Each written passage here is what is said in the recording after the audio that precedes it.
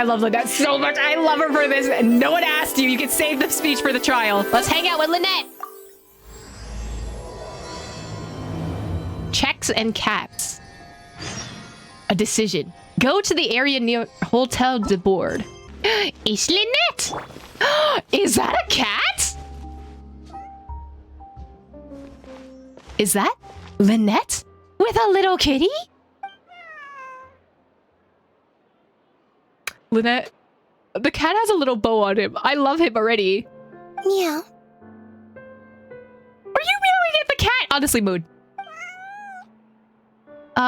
Approach stealthily. Oh, it's you. 1 second. Now activating chat mode. You made me jump there. I thought they'd finally caught me. Who?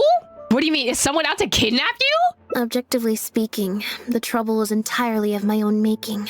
What do you mean? Half an hour ago, I was at Hotel de Boer for a drinks reception. It was to celebrate the successful opening of a show, but it was draining my energy. So, I waited for the right moment, then snuck away so I could switch to standby mode. She is so me. I see. So they sent someone to find you and bring you back, but why? Probably because I'm playing the lead role in the show. You know what? Pop off, queen. Is that so surprising? I'm always getting invitations to do solo performances. I just usually get Linny to write back and turn them down. But then came the Fontanalia Film Festival. We took all the kids from the House of the Hearth out to see a film, and after it finished, they all started clamoring for me to try out acting for some reason. Even Linny was chanting along with them. Aww! I love Lynette being a supportive brother. Anyway, it just so happened that a director called Mary who had sent me an invitation right around then. I'll spare you the details, but basically, I ended up accepting it. So this is the dramatic debut of the magician's puppet, huh? Yep, you nailed it. I'm playing the role of a puppet. Oh, wait, no, you're for real? Oh. In fact, the show's called The Lost Puppet, and it's a masked mime show. So I don't have to do any facial expressions or say any lines. Literally just a series of physical movements. The director says it's a very avant-garde art form. It is a very avant-garde art form. That sounds pretty avant-garde, but can people understand the plot? Art is not comprehended by the mind, but felt in the heart. At least, that's what the director says. Anyway, if nothing else, the opening performance seemed to go down well.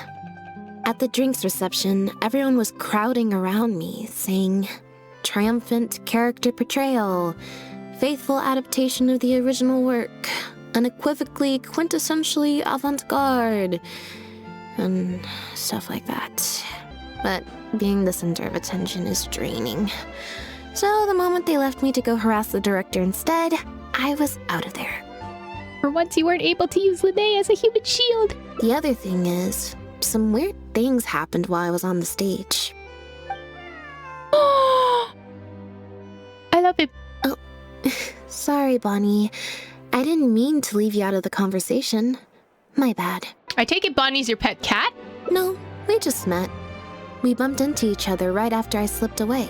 You've already named her? Well, it'd be kind of difficult for us to communicate otherwise. Besides, I think she's taken a liking to the name. Haven't you, Bonnie? So like Bonnie and Clyde, right? I love Bonnie. Yeah, that's right. Good kitty. We'll go find your owner soon, I promise. Owner, not a stray cat then? Nope. She's wearing a collar, and for the most part, she's pretty well groomed. If she is a stray, she hasn't been for long. Her stomach's been growling a lot. I guess she must have been missing for a few days now. As much as I'd love to hang out with her for a while longer, her owner's probably worried sick about her.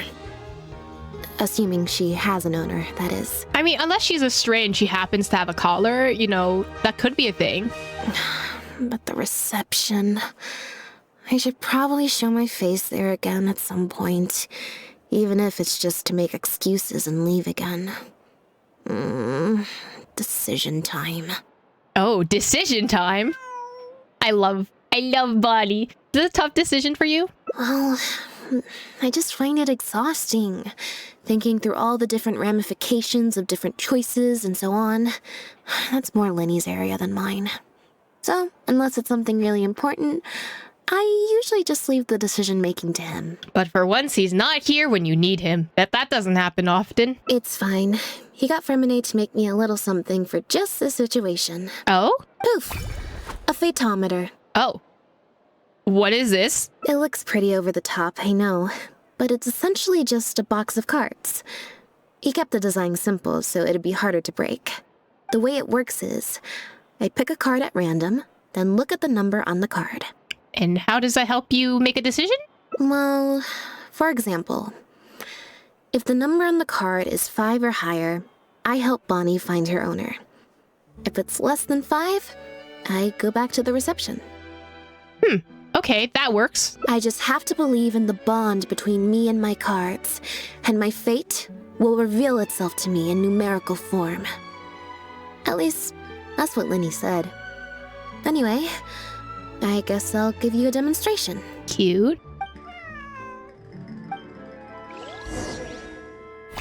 As Lynette attempts to draw a card, the device emits a horrendous grinding I sound. didn't like that. Was I using it wrong?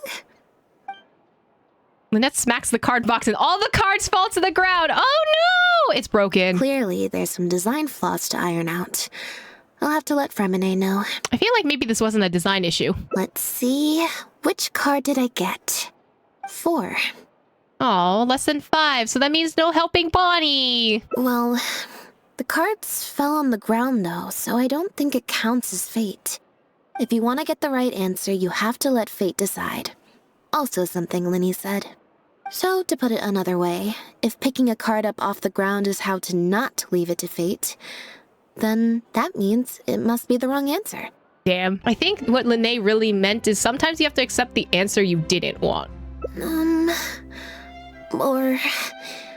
why don't you pick a card? Since I ran into you here, that means... our fates are, like, interfering with each other. I'll pick another card for you, buddy. Thank you. This one is final, I promise. Here, take the fatometer. If it's 5 or above, that means fate successfully changed. Anything lower than 5 is a fail. Also, if you have your own thoughts about what I should do, feel free to share it. Now that I've got a good problem solver here to help, I don't need to run every little thing by fate. Oh.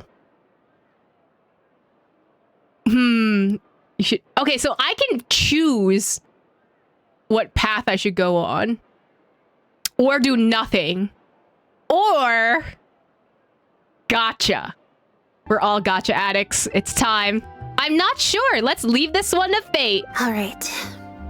Then let's see where fate will lead me. Oh. What? The random checks triggered by the fatometer often serve as indicators for destiny's course or success or failure in action. Press to draw a card and get the random number between 1 and 20. Oh, so it's like a d20. If the number displayed is greater than or equal to the check difficulty, you'll pass the check. Otherwise, you'll fail. It's literally just a d20. But cards. Okay. Adequate preparation and friendly aid can sometimes affect the result of these checks. Your current check bonuses will be added to your randomly drawn number, making it easier to pass checks.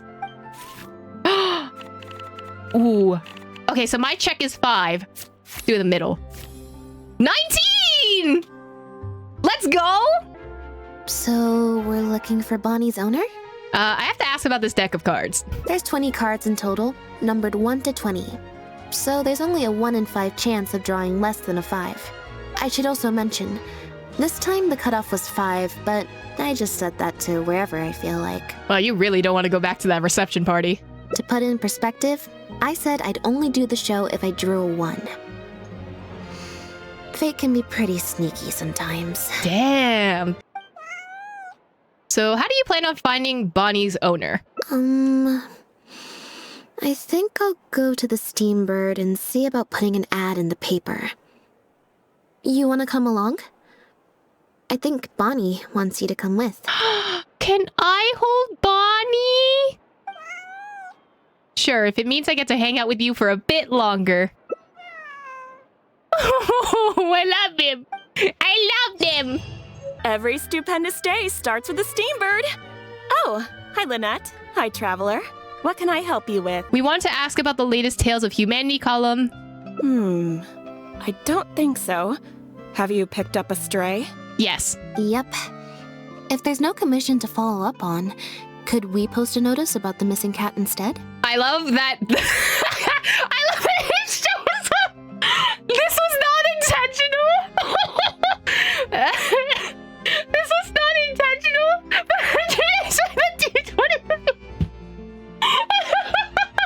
I didn't mean that. Oh my god. Why, of course. What a kind thing to do. Just fill out the form. I love him, baby. Well, we've registered you as missing. You can stay at my place until your owner finds you. Also, I just wanted to say thanks for keeping us company for so long. Well, I should probably head back to the drinks reception. Hopefully most of the people have left by now. If you've got some time, you should stop by my place tomorrow to see Bonnie. There's a nice cup of tea in it for you. I just want to see you, buddy, but I'm down. I'll be there. All right. See you then. Where's Lynette's house? Oh. Oh, what's going on? I believe this cat belongs to me. Uh-oh. I already told you, this isn't your cat. I love her fit, actually. Just take a breather, you two. Oh, Lynette does not want to deal with this. What's going on? Oh, is Bonnie shaking? Oh, you're so scared. You're scaring the kitty. Oh, you're here. As you can probably see, you'll have to take a rain check on that tea I promised you. At least for now. This is my friend's cat. He's preoccupied with some important business, so I came to retrieve her in his stead. Oh. Oh no. Passive checks are a special type of check that need not to be actively triggered, but instead will automatically trigger at specific times. If you pass, you'll find some hidden information, such as irregularities in a person's attitude or certain incongruous details. We're using checks for investigative purposes? Oh. The way she speaks is loud and authoritative. It's like she's deliberately using her tone of voice to dispel any doubts of her integrity. No. It's far more likely this cat escaped from the Humane Society. Huh? How about we let Bonnie decide? Bonnie? So you're gonna question the name? That's the name I've given her in the meantime. Animal handling. Let's see who Bonnie decides to approach. Oh, my check is 8. Uh-oh. Ooh. I failed the check. Uh-oh. Oh, I'm sorry. I failed the check. Bonnie instantly runs to hide behind Lynette. Well, Oh! this complicates things. Oh, there's no way to tell who the owner is. I told you before. This is my friend's cat. It's normal for her not to trust me. Listen, I'm the director of the Humane Society, okay? We've got so many strays, dogs, cats, you name it. I'm not even the one feeding them most of the time. You can hardly expect the cat to recognize me. It just sounds like excuses from the both of you. Not these two having a custody dispute on Lynette's front porch. No, literally. Let Lynette have Bonnie at this point. How are you so sure she belongs to you? She just looked somewhat familiar, so I came to check, just in case. I think both of y'all are scammers. If she turns out to be one of ours, I'll take her back. Simple as that. Even if that's not the case, the Humane Society could still take her in. If no one else comes to claim her, that is. What's the Humane Society? We're an organization that specializes in rescuing and sheltering stray animals. We've been in business for several decades now. I'm Bernard, the current director. The Humane Society. Huh. The name sounds familiar. I remember hearing good things. You're the one in the Quartier Lyonnais? Yes, that's the one. Anyway, if it's not too much trouble, could I possibly take a closer look at the cat? How do we know if you're gonna steal the cat? If it turns out I really am mistaken, I suppose that means the cat belongs to this lady here. She would be the only remaining option after all. It belongs to my friend. With here to keep watch, it should be fine. Go on, Bonnie. Unless he was treating you bad, Bonnie. You tell us, okay? You tell us if the bad men were treating you bad, okay? Oh, nope. Looks like I was mistaken. They do look similar, but there's an ever so slight difference in this one's fur color. Deepest apologies, friends. Well, I suppose this means I still have a missing cat to search for. Apologies again for the confusion. Not the I don't think it belongs to you either. So this is your friend's cat? Huh? A likely story. Yes, exactly. A likely story. Wait a second. You lied earlier, didn't you? Lied? Uh-huh. I'm afraid I don't know what you mean. A liar always has a tell. The look in their eyes, their breathing pattern, the way they hold themselves. The things that can give you away are often more numerous than you would think. What are you talking about? The way I see it, you're conflating baseless conjecture with fact. Normally, when someone is called out, their breathing speeds up as they begin to panic. But your breathing pattern hasn't changed one bit. In fact, it's been strangely calm and measured this entire time. It stands to reason, then, that your agitated behavior earlier was all an act. If you're a bad guy, I'm sure you'll take off running the first chance you get. If you're a good guy, the most likely explanation is that you're a member of the Guards, or some similar organization. And you're basing this off of? Because she's smart? I don't know. Intuition. Nothing more. Intuition. Well, I have to hand it to you, Lynette. You're right. I'm a member of the Guards. The name's Elodie. I'm currently investigating a cross-border smuggling case. Huh? This cat here, Bonnie was her name? Well, her owner is one of the prime suspects of our investigation.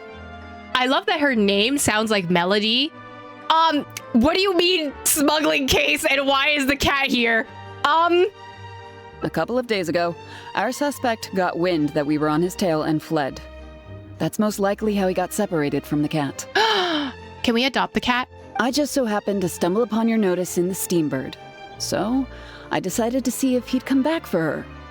But, it looks like I overestimated him. The cat is smuggling drugs? I can't believe. Wait, maybe it's Lisa's cat. The cat's making potions with Lisa. If I were on the run, I don't think I'd come back either. The impact of this case has been huge. The Marechaussee Phantom, the Guards, and the Special Patrol have all launched investigations. That's a lot of If there people. was even the slightest chance that he would show himself, I had to follow up on the lead. So what's being smuggled? Drugs? A new kind of illegal drug. Imitation synth. More absinthe? We confiscated all the synth on the market, but addiction isn't something that goes away overnight. Even without substances on the market, people are still looking for a way to get their next fix. And criminals are all too eager to capitalize on that addiction. That was the impetus for imitation synth.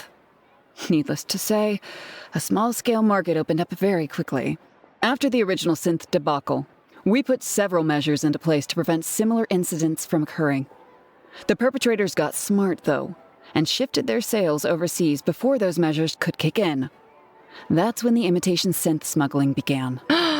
Offshore production. Are they also money laundering? We only recently got word of the presence of imitation synth overseas. We managed to track down evidence of some early transactions. What we were able to find out, however, hasn't proven that useful given the amount of time that has passed. The Marechaussee Phantom launched an investigation to track down every person in Fontaine capable of producing a drug like that. That's how we learned about Bonnie's owner. I feel like some of these people have to be tied to the Fontaine Research Institute, right? Who is he exactly? He's a researcher at the Fontaine Research Institute. I'm gonna shut up. His name is Pierre. Pierre Lafayette, to be exact. Okay. Lefebvre. Oh, you know him. What? Lynette's expression seems a bit unnatural.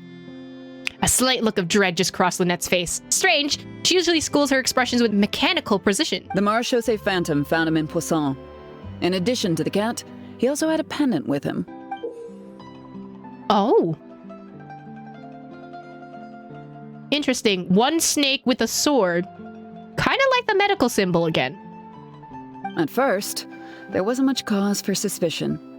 A search of his house didn't reveal much to go off of either. The Marechaussee Phantom very nearly left it at that. It was only later that we realized the coat of arms on his pendant belonged to none other than the Lefebvre family, one of the most infamous aristocratic families in Fontaine. Ooh, so we have another, like, Eula situation again, possibly, except I don't think there's a Eula in this. Obviously, this discovery prompted a further investigation into Pierre. At that point, however, we discovered that he'd already fled. Now the guards and the Special Patrol are all searching for him. Could his family be hiding him? That's not possible, actually. The Lefebvre family has been gone for a long time. Lynette, how do you know this? Exactly. Many years ago, several important members of the family, including the Patriarch, were murdered by an assassin of unknown origin. Oh! From that point on, family's power and influence took quite the hit. The family is engaged in all manner of crimes. As you can imagine, there's no shortage of people waiting in the wings to take their revenge. And with the family severely weakened, they were able to do just that. Most of the remaining family members succumbed to sickness or hunger. The ones that survived are currently living out their days under a new identity. Is it the guy who tried to traffic her? Really? Me and the homies all hate the aristocrats. We're all... Oh my god, it's the one that Arlecchino killed. Okay, so that's how they got assassinated. Oh! The stories are coming together. Time for the guillotine! Pierre is one of those very survivors. He's been hiding away in the Fontaine Research Institute all these years. His true identity unbeknownst to all. Until now, that is. So, should we tell Arlecchino that she missed a spot because there's someone still there? Is it really okay to share all this information with us?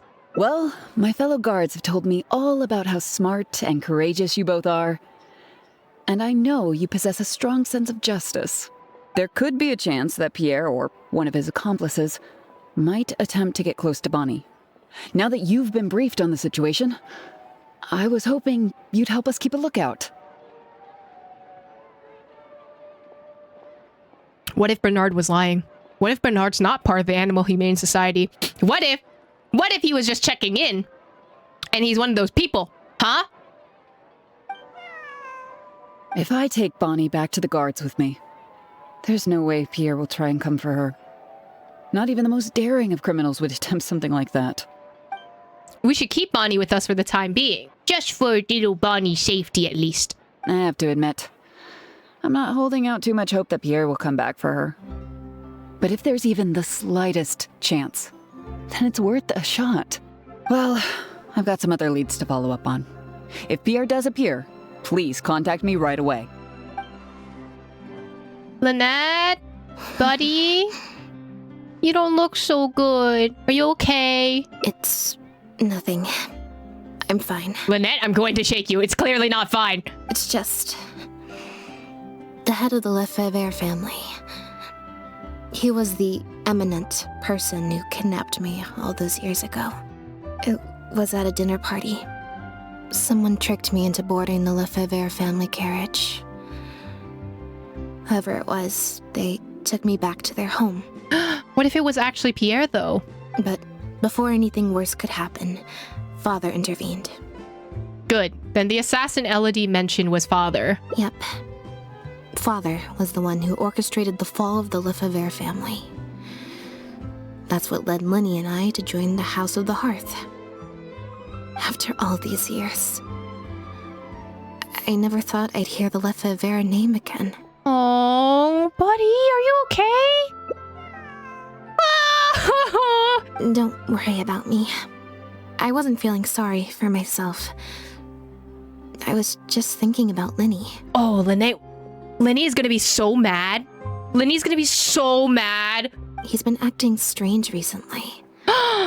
He avoids me for days on end, consumes himself with some secret investigation, and then out of the blue pushes me to do that acting job. Because he's investigating on his own and he doesn't want you worrying about him, so he's investigating by himself.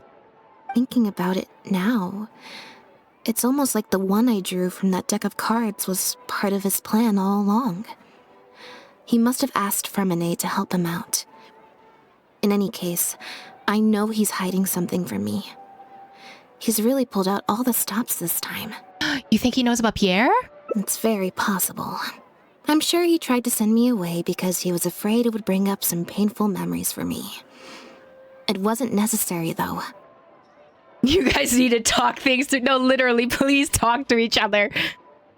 Even after all these years, he's still as overprotective as ever. Of course, because you guys are siblings. If you're not overprotective of your siblings, are they really your siblings? You'll have to help me teach him a lesson if we run into him along the way.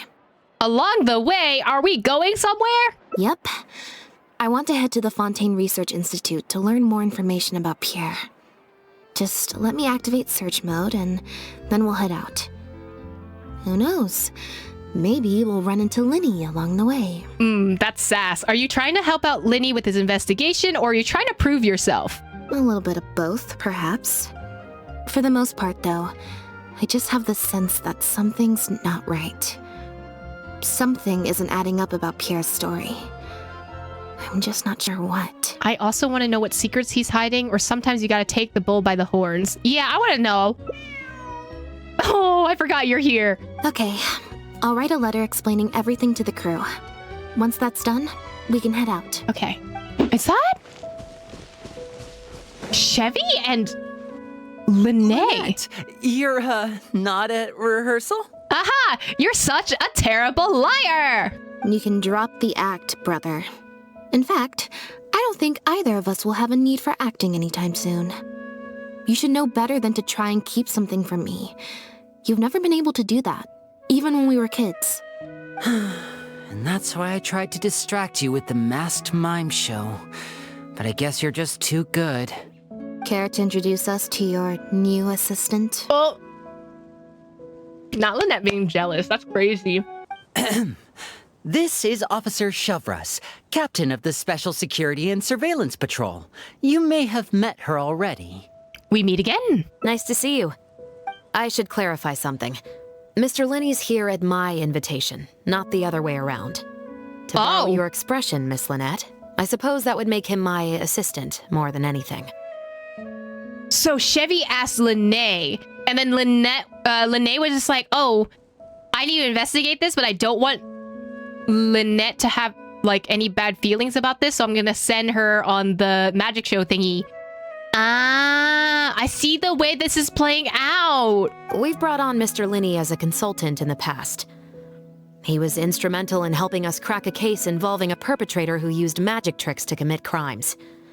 I was hoping he'd be able to provide some valuable insight this time around as well. Are you here because of the Fair case? So you've heard everything then? Yes. What do you... Lynette, you're so... I love Lynette so much, but you can't think we're not this smart, buddy. That's exactly why we're here. There's always been questions surrounding the fall of the Lefebvre family. Some people even believe the House of the Hearth was involved. Oh no, who could ever think that the House of the Hearth was involved? That's crazy. I wonder who killed all the people. Whoever was behind it all was extremely cautious. They didn't leave a shred of evidence. This very fact, however, leads me to believe it was indeed the work of that Harbinger. Oh no, how could it ever have been a Harbinger? I took a look at the entrance and exit records of all the carriages that night. Let's just say it wasn't hard to deduce that there's ill will between you two. Don't worry, I don't have any evidence to that effect, and I certainly don't plan on going to bat for such a despicable family. Plus, you were victims back then more than anything. I sought Mr. Linney's help with the smuggling case. Nothing more. You're really teaming up with the House of the Hearth? The way I look at it, it's a collaboration between us as people, not the organizations we represent. Besides, by working together, we can expose the truth as quickly as possible. you can hardly say that's at odds with the justice my organization strives for. I mean, the version of justice I think Chevros believes in is as long as the outcome comes out well, then that's what justice is. Although some people would say that it doesn't always matter what the outcome is, even like the input also matters besides just what happens at the end. It's two different philosophical thoughts. So I'm assuming you won't be opposed to some extra help? Not at all. I was planning to invite you from the very beginning, Miss Lynette. It's just that my assistant here raised some objections. I wonder why. Lene! Linny, I'm not the same person I was back then. That little girl who did nothing but cower in the corner in fear, she doesn't need saving anymore. Ow, that hurt. I know you want to protect your little sister, but little sisters don't say little forever. I'm sorry, Lynette. You're right. I let my concerns get the better of me. Oh, and the next time you want to distract me, you should try a different approach. I love that Lynette's just like, by the way, your plan's awful. Do better.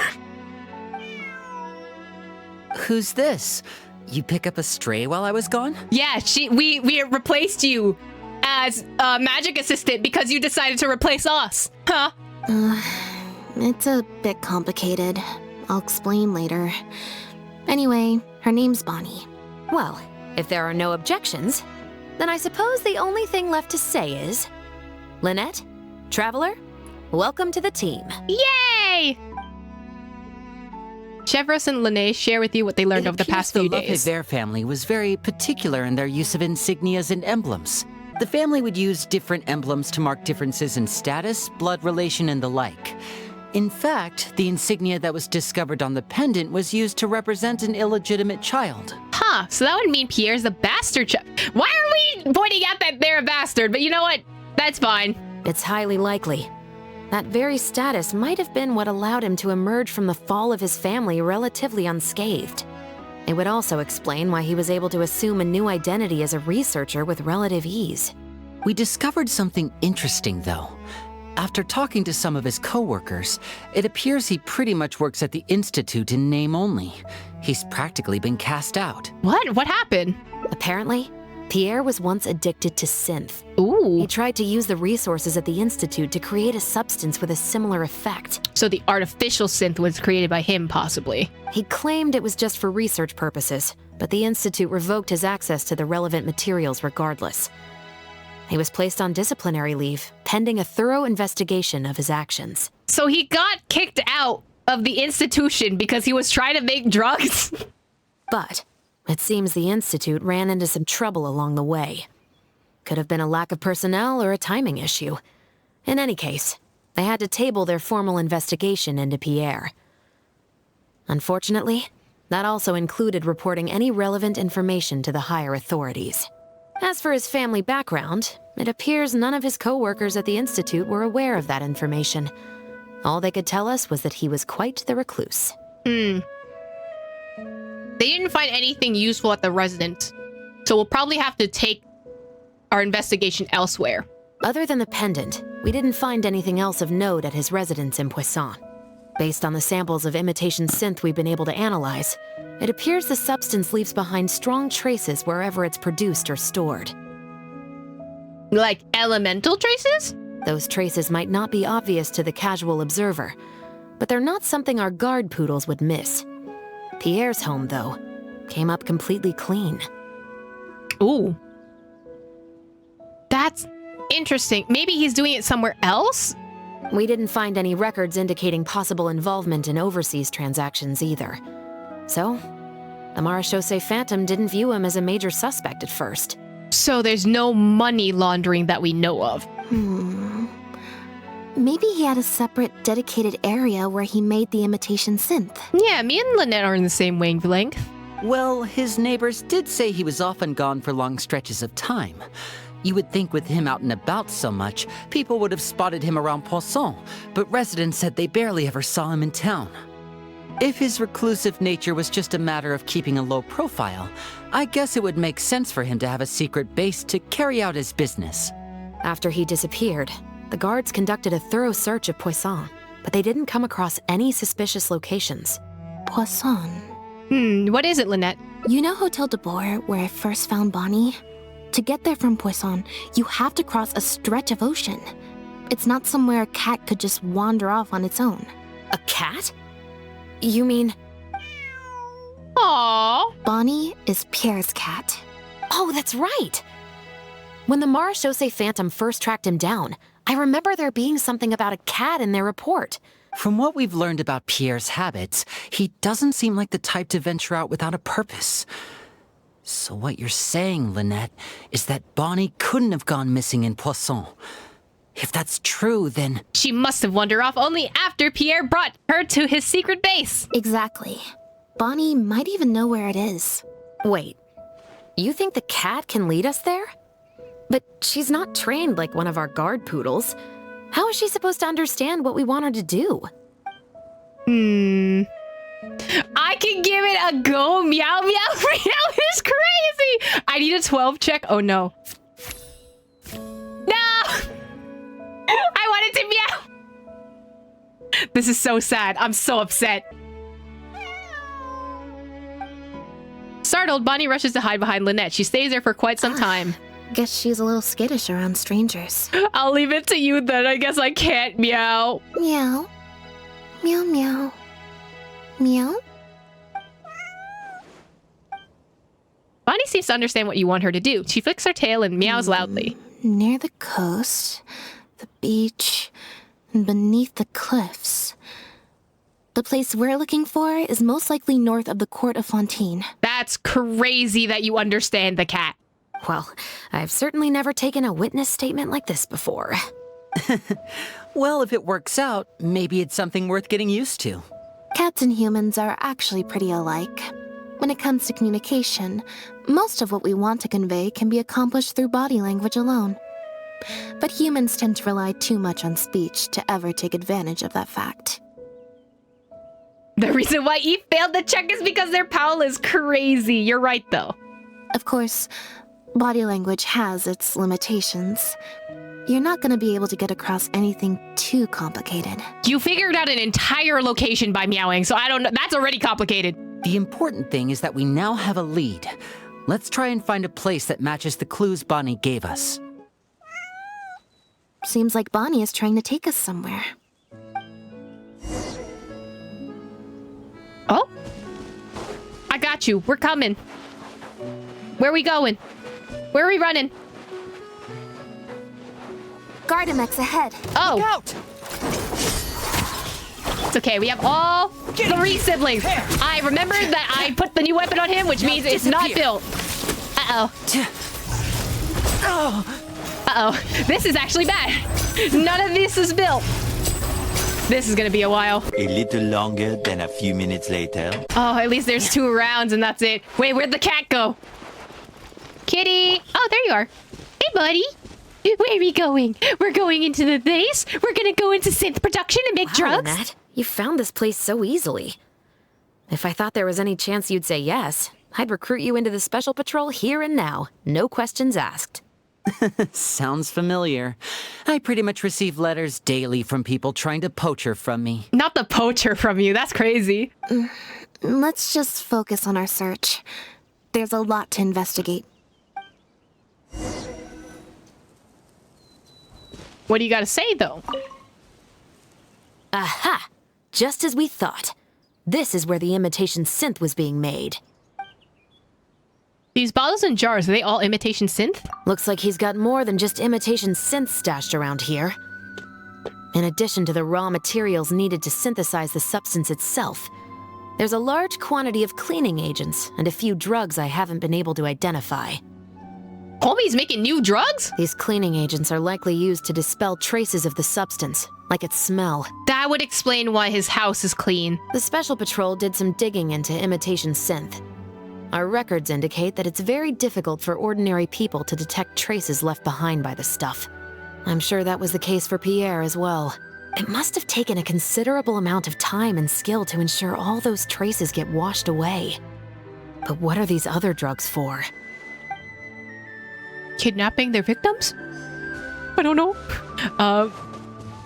Ooh. Oh. Ooh, I don't like the color of these. The material these bags are made of, it's quite rare. Doesn't look it's similar to the material used for your magic There's a spy on the inside. It's the very same, actually. Romaritime flower fiber. But there's something special about the composition of these bags. I took a closer look, and it appears they're not only waterproof, but also corrosion and leak resistant. Oh, that's my secret stash of Primos! You're making drugs! Even the strings look specially designed to keep the bags closed nice and tight. I came across some bags made of the same material just now, but they were much smaller and thinner. From the look of them, they seemed far less durable as well. So like kind of those small sealed bags? Nudge, nudge, wink, wink? Very similar, actually. Normally, it would be easy for a guard poodle to sniff out the imitation synth, but if it was sealed away in a bag like that, it might be possible to elude detection for some time. But what could these big bags be for then? If the goal is to keep the imitation synth hidden and sealed away, these bags seem a bit too conspicuous. Unless he was doing something else. Where's Lynette? Are you behind here? Am I just missing her? Oh, you're talking to Bonnie. When the Marechaussee Phantom searched Pierre's house, there was no sign of these barrels, right? He must have moved them, but carrying them all the way out here would attract way too much attention. You're right. That doesn't seem like his way of doing things. How did he get them here then? Examine the barrels. The barrel shows signs of water damage. Dried up water stains can be seen around the circumference of the barrels. Was he hiding them underwater? Seems to be a pattern in the location of the water stains. For some reason, they appear to be limited to the lower half of the barrels. Oh, unless he shipped them by boat. The lids don't seem very tight, leaving sizable gaps around the edges. But there doesn't appear to be any traces of water inside the barrels. Only the lower halves of the barrels appear to have been submerged in water. So he pushed them into the water and they were floating. Based on the various ingredients we've found, this appears to be where Pierre was cooking up his imitation synth. It looks like he used a special cleaning agent to get rid of any residual traces of the substance on his person before he left. That's how he was able to get past the guard poodles. That's why the Marechaussee Phantom didn't find anything suspicious in his home. So then he transferred the imitation synth into small sealed bags and took it somewhere else for the drop-off. No. I don't believe our suspect is the kind of person who'd go around carrying incriminating evidence with him. That would potentially create too many eyewitnesses. The cleaning agent and the sealed bags might get past the guard poodles. But if a member of the public or even a guard on patrol happened to see him during the drop-off, a quick search would reveal everything. That's still a very risky operation. What about if the drop-off happened at sea? There would be no one around to see him. The barrels we found were wet around the base, but the top half was dry. As if they'd been standing upright in the water. I love the drawing. If you put a barrel in the water, it will normally float on its side. Unless it's heavily loaded, in which case it'll sink. So he used the bags to help them float, turning them into airtight flotation devices. Yes. With flotation rings around the body of the barrels, they'd stay upright in the water. And then he could afford to load them more fully. There we go. You think he used floating barrels? I suppose if he acted at night, when there are very few other boats around and visibility is low, it's a valid theory. We can't rule it out. But then wouldn't the barrels be carried off by the waves or the currents? How would the person doing the pickup know where to look? Barrels that could float away and get lost at sea sounds difficult to keep in one place, kind of like certain pets. Were you part of this drug ring all along? Traveler, can you come take a dip in the sea with me? I have a feeling that somewhere down there, we might find some rope.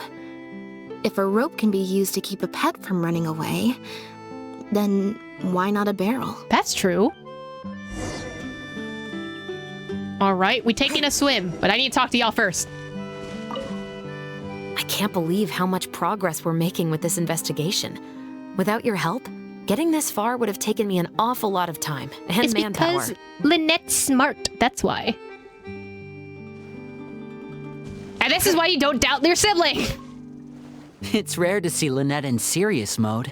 I wonder how long she'll keep it activated for.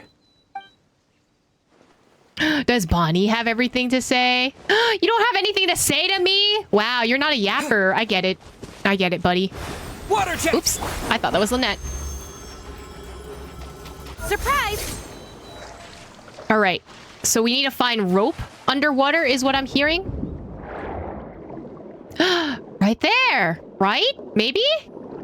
A tiny boat. The wreckage of a small boat? Ooh. What? This isn't the place.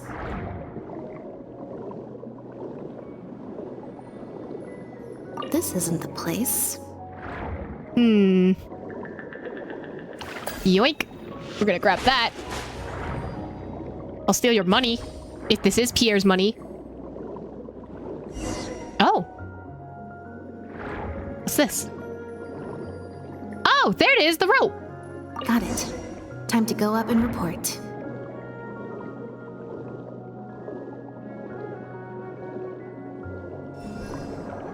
All right.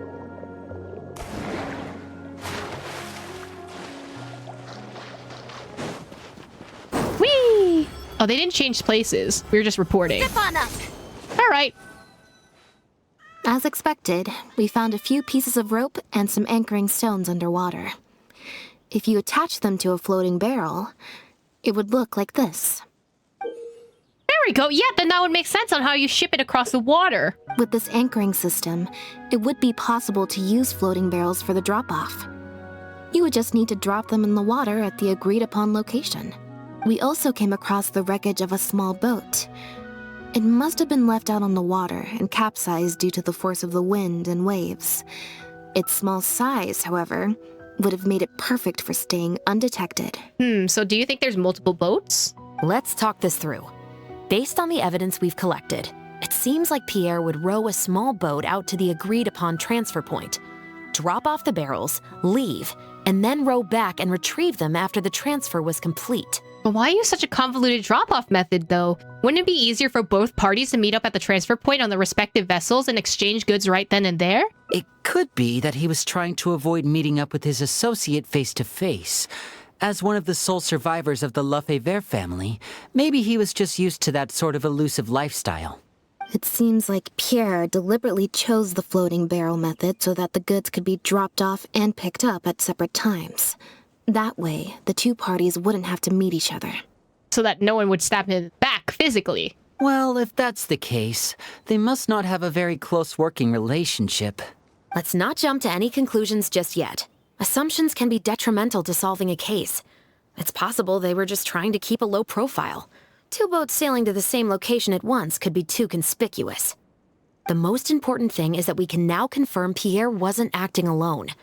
The floating barrel drop-off system is proof enough of that. You want to be interesting if it was someone within the House of the Hearth that was collaborating with Pierre. Let's say for now that he was only in charge of producing the imitation synth. That would mean there has to be at least one other person involved in the operation, likely in charge of transporting the goods across the border. That explains why we couldn't find evidence linking to him to any overseas operations. Since we've determined that the goods were transported by boat, maybe we can track down some travel logs or something. We can certainly check the various ports for that information. It's possible, however, that Pierre's associate also used a small boat for the transport and docked along the shore rather than at a large port. If that's the case, it's unlikely there would be any record left behind. Have you already looked into the ports? Absolutely. Before Pierre disappeared, we made sure to investigate all sorts of outward-bound vessels. We also had port authorities keep a lookout for anything suspicious. Unfortunately, we were never able to find out how they managed to get the imitation synth across the border. A small boat and few barrels isn't going to get you very far. You're right. Whatever vessel was used for the pickup, The person responsible for smuggling the substance out of Fontaine would have had to use a larger vessel for the actual transport. That's the only way they would be able to smuggle on a large enough scale to make a profit. And that would have logs on it. They must have found a way to disguise the imitation synth to clear port inspections. Well, even if we can't find any travel logs, we can still search for other clues. Exactly. We can't let any opportunities slip through the cracks. Although, given the amount of ports that could be involved, we should probably split up. I'll run home and ask some of my brothers and sisters to try and dig up some information. I should also head back and update my platoon on our progress. I'll grab some reinforcements while I'm at it. Lynette, Traveler, why don't you head to Lumiduce Harbor and see what you can find out? Okay. All right. Come on, Bonnie. You too. Oh, I love Bonnie. Oh, Lynette, Traveler. And Bonnie, too. What brings you all here? Oh, it's Elodie in actual uniform. Did something happen? Oh, it's Chori. Oh, I didn't realize the color.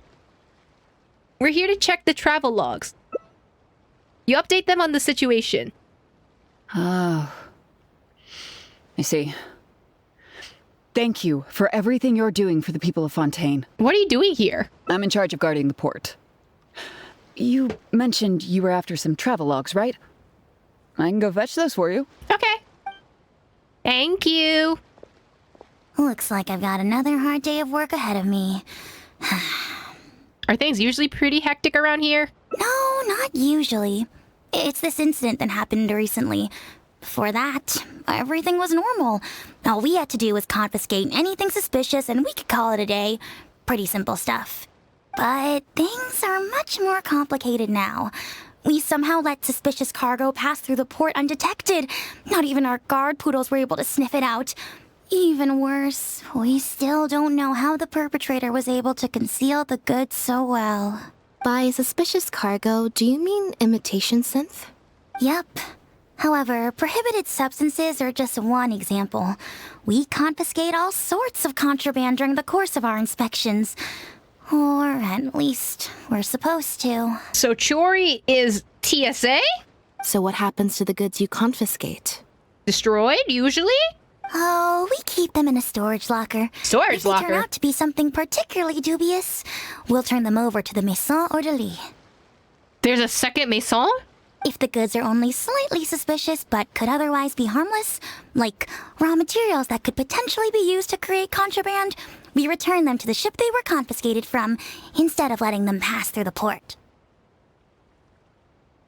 Oh, so maybe they returned the raw materials because they didn't know how to identify them, and they thought, oh, these things can't be put together, and then they put them together offshore.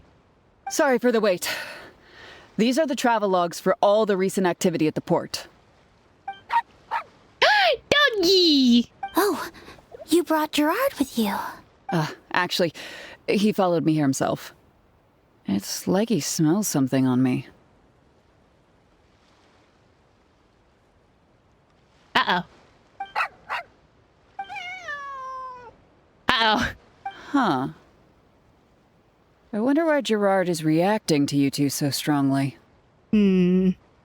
Whatever Gerard smelled on you probably came from us. Huh? We were so careful not to touch it, but we still ended up with traces on us. If it leaves a residue so easily, I just don't understand how the culprit was able to disguise the goods at all. Why don't you have a look at the travel logs first? All ships coming in and out of the port are recorded here, except for the ones the port authorities ride to and from work. The person works at the port authority. The person smuggling the other person has to be part of the port authority. You flip through the numerous travel logs. You notice several instances where the Humane Society is listed. The name really seems to stand out. It's Bernard!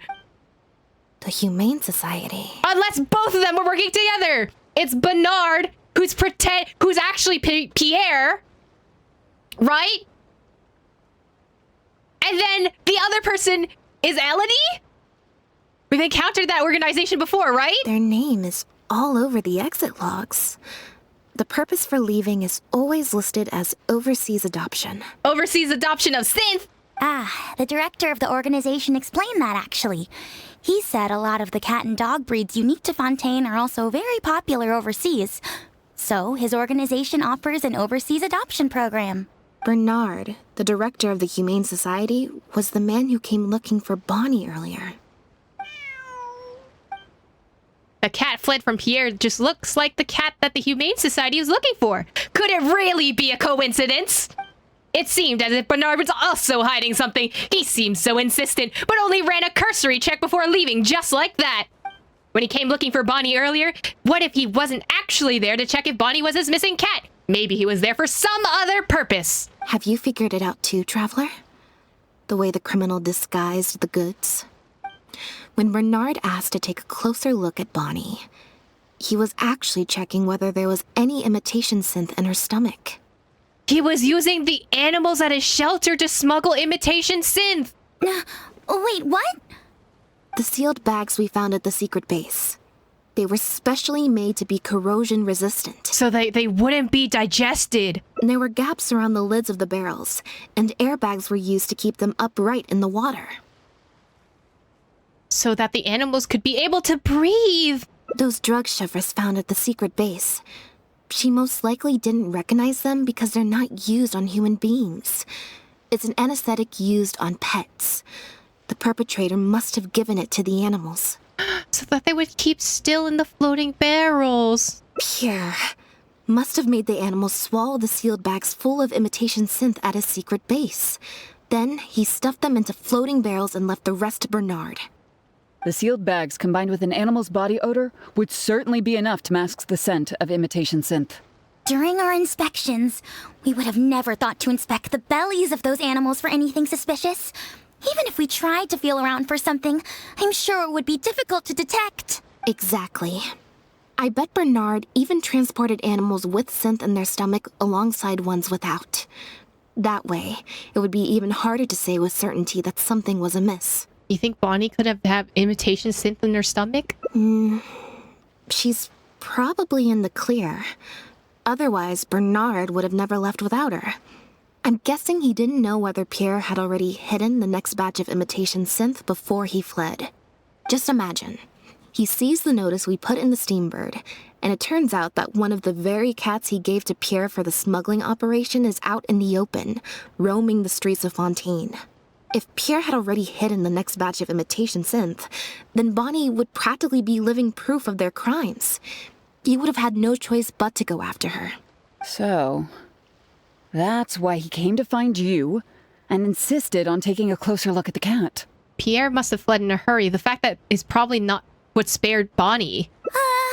Wait a second, I'm a little lost here. I get the part about hiding the substance in the pets, but those, what did you call them again? Floating barrels? Why even put the animals in there in the first place? To hide them? If you've got something as convenient as a floating barrel, why not just stuff it with the imitation synth directly?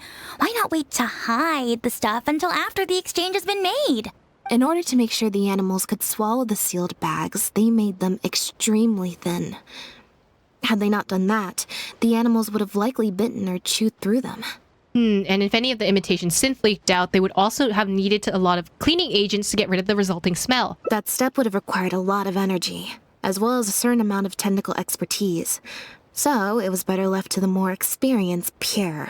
We've already proven how easy it is to pick up trace amounts of imitation synth, so I'm sure Bernard was taking all the precautions he could to avoid the same fate. Okay, then let's head to the Humane Society right away and bring that guy to justice. I'll bring a Gardamek to speed up the process. Okay, so we were partially right. Sorry, but I can't go with you. Surely you'll be able to handle him, between Elodie's Gardamek and all three of you? The Humane Society should be somewhere around here. Bernard could show up any moment now. You're the people from earlier. Wait, you're from the guards? After him! We can't let him get away! Run, Lynette!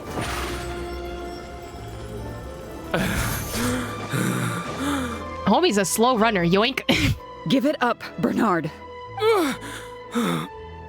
Mercy, have mercy. I'll talk. I'll tell you everything I know. Yeah, fess mess up? The Humane Society has done so much good over the years, and yet you have committed such an atrocious deed in its name. Look, I didn't have a choice, okay? My father cared about those blasted animals so much, he didn't bother to take care of his human wife and son at all. While those animals were showered with love, I lived worse than a dog. No one asked. Tell me, how did you first get to know Pierre? Well, after I took over the Humane Society, it gradually became harder and harder to maintain its operations. Until one day, someone suddenly passed me a letter. It said that I could stand to get a large sum of money as long as I helped them to transport some animals abroad. It was only after a few such transports that I finally understood what I was really transporting. And you still did it anyway? But then, Pierre wrote to me, saying that we were already partners in crime and that I better keep cooperating with him if I didn't want to be reported to the guards. Oh, I don't like the Kubrick stare you're doing right now. There's a hint of dishonesty in this trembling voice. He's lying! You knew it from the very beginning, didn't you? The reason why you had to go through so many steps just to transport some animals. I'd suggest that you confess everything right now if you don't want to add anything else to your list of crimes. Yes, officer. I would order wooden barrels and flotation devices according to his instructions, and then load the sleeping animals onto a boat. Once I sailed to the location he provided, I would dump everything together into the sea. And a few days after that, I'd come by again in my boat and pick up the animals sleeping in the barrels. Once I had received enough of them, I'd bring them to the harbor to be adopted abroad. That guy, Pierre, he was running the entire show. He set up all the meeting times and found all the foreign adopters. Oh, and he even supplied all of the goods, too. I just did the transport. He was the one who planned out and executed everything else. So where is he right now? Look, I don't know, okay? I've never ever met him in person. We've only ever communicated through letters. And when did he send his final letter to you? Just last night, he said that the Marechaussee Phantom is now after him, so he's planning to go into hiding for some time. He didn't mention where he's thinking about going, though, but he did tell me to look out for the guards. It's been a few days since Pierre's last appearance. I'd wager that he sent that letter after he found his hiding spot. So where's that letter now? I burned them. It was on his orders. I had to burn every letter after reading them. I wasn't even allowed to share them with the rest of the society employees. Sure sounds like you're trying to use the lack of witnesses or evidence to pin the blame on Pierre. No, I swear, this time I'm only telling you the truth. Well, we can check the truth of your statements at the Opera House. I hope you know what'll be coming for you if I were to find any discrepancy between the evidence and the testimony you just gave. I know. I swear I was just telling the truth. My thanks to you both. Had it not been for you, I really don't know what would have happened to this case. Those poor animals, and you know that some of them may have been lost to sea because they were sleeping, and if the barrel tipped over, like if one of the flotations devices didn't work and the barrels tipped over, you know what would happen to those animals. Bonnie helped, too. That's true.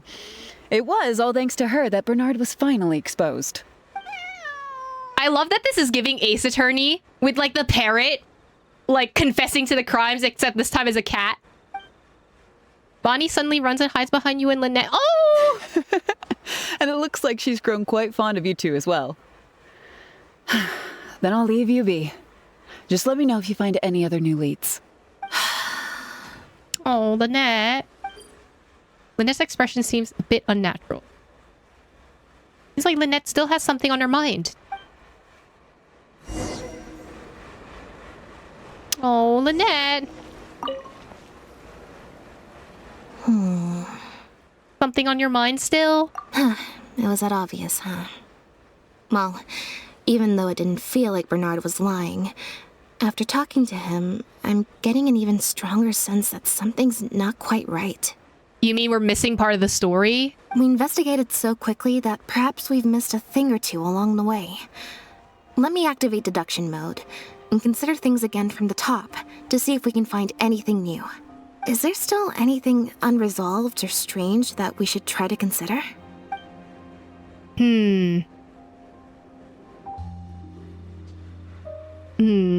About what we found in Poisson, about Bernard's letters, and the unexplained part in the operation of the trafficking.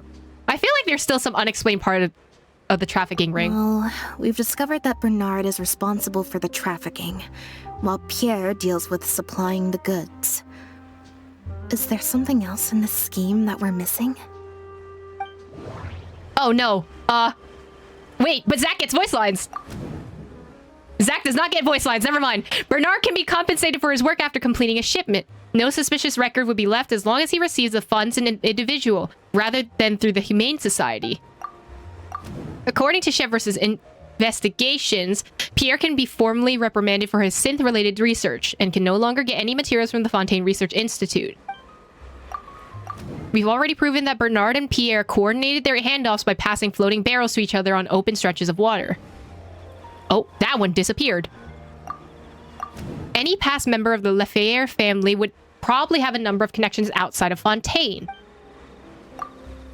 They always communicated in writing. With all those letters having been burned, we can no longer confirm or trace anything. I think it's the ingredients, right? Yeah, according to Bernard, Pierre also supplied all of the goods.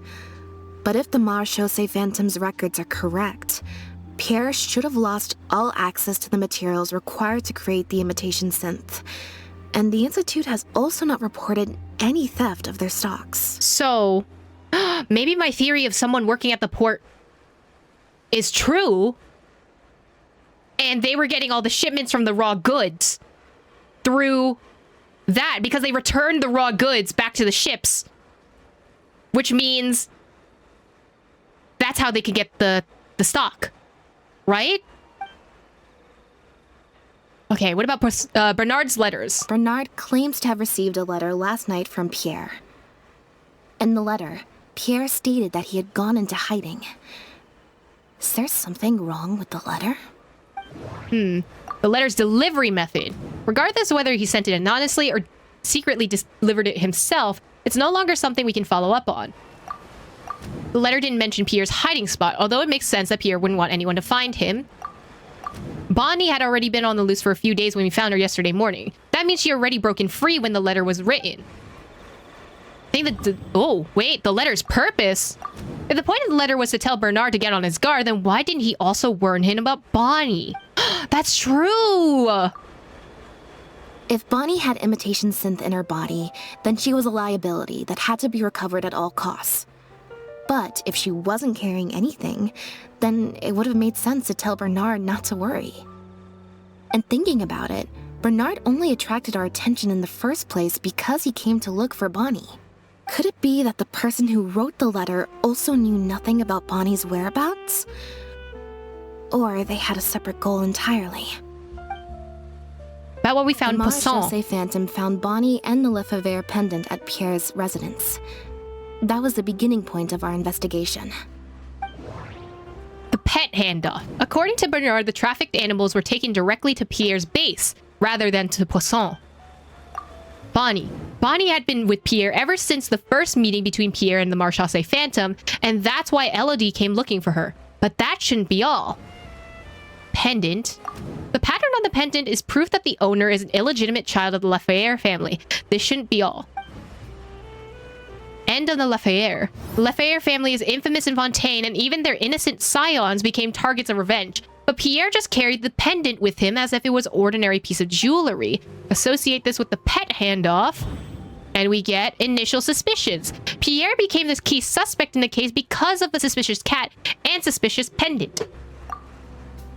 Why would he leave such an obvious trail for us to follow when he took so much care to not leave any traces of imitation synth in his home? The final question is, why did I sense that something wasn't right after hearing Bernard's testimony? Even more so than before. So it's a scapegoat. Pierre's conflicting behavior. Pierre made such a complicated operation plan, yet also exposed himself so easily in investigation of the guards. Bernard state. Ooh, wait, does Pierre have multiple personalities? Why is that the first jump! It almost feels like the plan and the expose were done by two separate individuals, and Pierre was the setup. Both written letters and handoffs used during the floating barrels are methods of communication that can be intercepted. Oh, the accomplice was never met. Bernard had never met Pierre in person. Associate this with accomplice. There's still a third person. Even Bernard himself never knew that it wasn't Pierre that had been pulling the strings all along. It was someone else. Deductive mode deactivated. I think we may be close to the actual answer. So there's a third person involved. I don't like that. Elodie, don't tell me you were a part of this. Now behave, and follow me to the interrogation room. Ow! That hurt. Ow! They're about to leave. Is it really okay to let them go? No! No! Adequate preparation and friendly aid can sometimes affect the results of these checks. Your current check bonuses will be added to your randomly drawn number? I need a D20?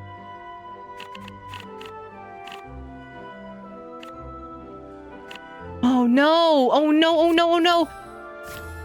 I got a 19! And I got all the +5! I got 39! I passed the check! Let's go! Let's go! No, we can't let her get away. Hold it right there! Is there something else you need from me, traveler? Bernard and Pierre, they weren't really acting alone, were they? Huh? I see. It all makes sense now. Hey, what are you talking about? Look, even our confessed criminal here has no idea what you're saying. Because he has been kept in the dark all along. And I assume it's the same with Pierre. Bernard thought that he was communicating with Pierre, and Pierre thought that he was taking orders from Bernard. But all this time, neither of them knew there was a third person all along. That never quite added up for me. Why did Pierre feel compelled to return to his home with Bonnie and the pendant, and make them so easy to find for the Marechaussee Phantom? Any animals Pierre received from the floating barrels should have been taken directly to his base, and considering his precarious situation, the pendant should have been the last thing Pierre would leave lying around. Both of these things are in stark contrast to his usual meticulous and vigilant behavior. There's only one reasonable explanation. He was following orders, just like Bernard. He probably received the following instructions right before the Phantom came knocking on his door. Bring the cat and the pendant, and our undercover agent will be sure to help you. Unbeknownst to him, however, the third person who wrote that letter to him had long decided to sacrifice him and Bernard to save themselves. They instructed the two men to communicate through letters and barrels specifically so they'd never get to meet each other. Honestly, this third person probably planned to sell both of them out from the very beginning. What? You can't be serious. There was a third person involved? If you focus only on Bernard's testimony, it's easy to believe that only Bernard and Pierre were working together. The case appeared extremely simple. Bernard did the trafficking, Pierre the imitation synth production, drugging, and stuffing. With everything accounted for, the third person would be cleared of all suspicion. Wait, but that doesn't make any sense. If that's the actual truth, then as soon as Pierre is caught, he'll explain his side of the story and the third person will... Yep, which is why the third person made sure that Pierre would never be found again. That explained the shipwreck! Once they had instructed Pierre to expose himself, the third person wrote to Pierre again, suggesting that everything had been taken care of, and he should take Bonnie and safely return to his base. Then they ambushed Pierre and made him disappear. Of course, Pierre's disappearance at such a sensitive time immediately made him a prime suspect. Knowing that Bonnie had last been seen with him, all the third person would have to do from that point on would be to lead the Phantom to investigate the Humane Society and get Bernard to confess the truth. Bernard would then testify that Pierre was the one who came up with the whole plot, and Pierre would seem to have gone into hiding in anticipation of getting caught. Wait, so you're saying that the letter I received yesterday, the one that made me think Pierre was still alive, it was also sent by the third person? Is that what happened? I'll get back to headquarters right away and reinvestigate this case from the top. Not so fast! Chevra said that assumptions can be detrimental to solving a case. Someone among us, however, has been feeding us all kinds of preconceived notions ever since our first meeting. They suggested that Pierre's disappearance was an attempt to escape the judgment of the law, and that Pierre was a scion of the Lefebvre family. But if the disappearance is truly just a cover-up for a murder, then couldn't the true scion have been an illegitimate daughter, rather than an illegitimate son? Miss Elodie Lefebvre? Huh? Haven't you taken this joke a bit too far? You're right. I did let a lot of assumptions get to my head when I first started to talk to you about the case. I'll make sure to correct my behavior.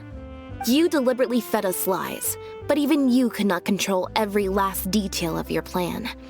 There was a flaw in your scheme, and something didn't quite go as planned. Getting the Marechaussee Phantom to notice Pierre was only the first part of your plan. Had they failed to take notice of the Humane Society, they could have cast a wider net, and you couldn't predict what they might possibly find if given enough time. This, of course, was the main weakness of your plan. And once the Special Patrol and Lynette got involved, it became even harder to control the outcome of the investigation. As someone accustomed to acting from behind the scenes, you didn't want to take the risk of personally proposing a raid on the Humane Society. So, you thought about pulling a few more strings, so all the suspicion would point towards Bernard and his society. A great option, of course, would have been to also dispose of Bonnie and leave her body at Pierre's base in anticipation of a later discovery. Once the Phantom expanded their search, it would only be a matter of time before they found Pierre's base. If a cat last seen with the suspect turned up dead at the imitation synth base, it wouldn't be long until the Phantom would figure out exactly how she had been mistreated and turn their eyes towards the one organization that has been sending boatloads of animals out of Fontaine. However, something unexpected happened at the base. Bonnie managed to escape the chaos. It was probably during your ambush of Pierre. You didn't even have the time to check if she had already been stuffed full of imitation synth. Still, you soon found another opportunity. Before long, Bonnie had made her way back into the city, and even popped up on the Steambird. Like Bernard, you desperately wanted to confirm the contents of her stomach, so you hurried to find us. Unlike Bernard, however, you were hoping that Pierre did have the time to make her swallow a load of imitation synth. While investigating the suspect's cat, we unexpectedly discovered that the suspect has been smuggling imitation synth using living animals as intermediaries. That was your plan, in any case. With that, you'd have been able to lead the investigation towards the Humane Society. But Bonnie was very lucky, and you were both extremely unlucky. Bonnie had managed to escape before Pierre was able to stuff her full of imitation synth. That part of your plan could no longer be carried out. But as shrewd as you were, you came up with another plan right away. You manipulated the Traveler and I to help you identify Bernard as a key suspect. You knew Lynette was investigating the chase with Chevros, and you also knew of Lynette's previous encounter with the Lefebvre family. You used the Lefebvre name as bait to get us to join your investigation.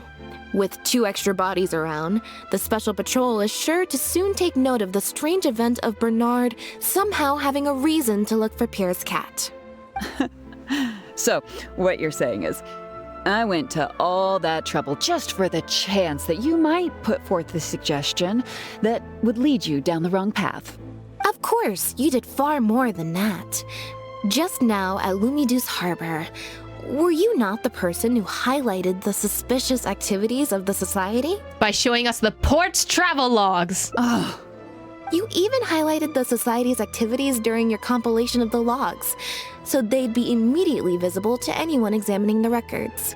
Moreover, the logs contained no records of the Port Authority's activities.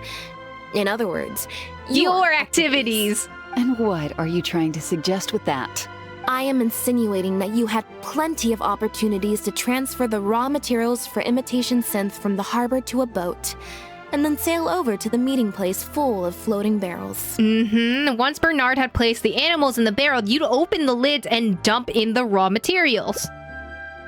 As long as you did it before Pierre came for his pickup, there'd be no one the wiser. And that's how neither the trafficker nor the manufacturer knew there was a third person who supplied the raw materials and surreptitiously operated between them. First, you got in touch with both parties and secured the raw materials. Then you instructed Bernard to prepare the floating barrels and the animals. After that, you slipped the raw materials into the barrels next to the animals and requested that Pierre pick up the barrels and bring them back to his base. Pierre manufactured imitation synth using the raw materials you provided, stuffed the animals, and placed the animals back into the barrels. Having received the green light from you as Pierre, Bernard then retrieved his animals and shipped them out of Fontaine once he had received enough for a full batch. This is the truth behind your smuggling ring. I can't believe it. I never put two and two together. It's okay, buddy. We all know. You're not the sharpest tool in the shed, buddy. You've sure got an extremely lively imagination. So what do you think she's going to say next? Ever thought about having a career in writing crime novels? Ever thought about a career in writing crime novels, huh? It appears that it's quite easy to predict what you'll think or say. Then if we apply that to this case, we can also think of a few places to look for incriminating evidence. You know very well that this case will not end until Pierre is found, so you will have him commit suicide out of fear and shame to end the investigation for good. That way, you can also pin the blame for the overseas smuggling activities, the theft of the harbor's confiscated raw materials, and even the Lefebvre name on him. After all, dead men tell no tales. Pirates of the Caribbean? But you still want it to appear as if he had sent that last letter to Bernard, so you have to make sure he cannot be found until after Bernard has confessed to the authorities. To do that, you either will hide his body until you've found an appropriate time to set up a fake suicide scene, or you'll dump it someplace where it'll be hard to determine the exact time of death. Submerged in water, for instance. The location would ideally allow you to keep the body hidden for some time while also letting you keep an eye on it. Ooh, you could also keep him in a very cool environment to be handled later, set a fire to make it look like he'd burned to himself to a crisp. Example of such place may be somewhere in your own boat or somewhere underneath the waters near Lumiduce Harbor. I think it was the boat. There are only so many options to hide a person's time of death after all. As long as the Phantom investigates each of the possibilities in turn, they'll surely find Pierre's remains. Especially since, as the prime suspect who will now be taken into custody, you will no longer have the time to move him or set up a fake suicide scene to cover up the murder. How absurd. And on what grounds will you order my arrest? Don't think for a second that your spouts of nonsense will amount to any kind of real argument. After all, I'm Elodie Lefebvre! Oh?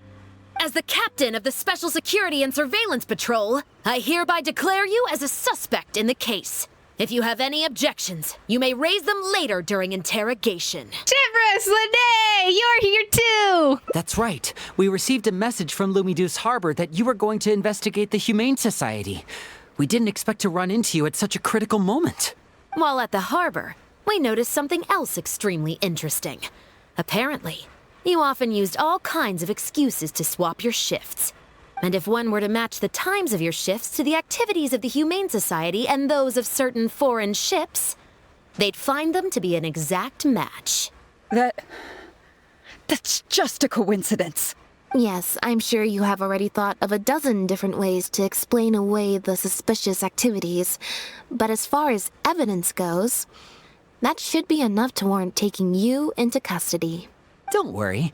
If it turns out that the guards are still unable to find any evidence after all this, Lynette and I will do everything in our power to clear your name. I hope you meant that sarcastically, buddy. Uh-oh, not the Kubrick stare. That means she's guilty. Although judging by her reaction, I assume no follow-up from us will be needed. The Lefebvres were infamous for using disguise and infiltration to achieve their goals. Who would have thought that they would have planted someone within the guards?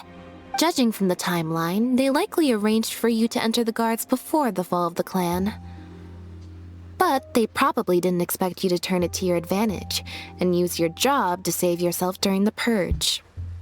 Not only that, but you actively participated in the interrogation, arrest, and judgment of the Lefebvres during their fall, thus clearing yourself of suspicion. You brutally and cruelly abandoned your allies as soon as they outlived their usefulness. Just like a lizard cutting off its own tail in order to live. You've been doing this for years. So you played me like a fool after all? Oh. Bernard is suddenly knocked out by a sudden strike. By who? What was that word you used? Ally?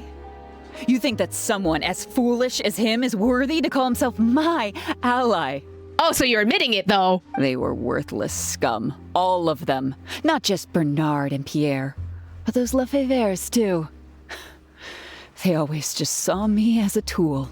I lost all my chances of a normal life just because I was born into their lot. Not only that, but because they wanted me to become an undercover agent, they stripped me of my name, too. I had to live in constant fear of them while they were alive. And even once they were gone, I had to continue to bury my heritage and my name. Always worrying that their enemies would come knocking at the door. Do you know anything about what I've been through over all these years? My life as the last Lefevre? I don't, and neither do I care. I love Lynette so much. I love her for this. No one asked you. You can save the speech for the trial. Are you for real? Aren't you a Lefevre victim too?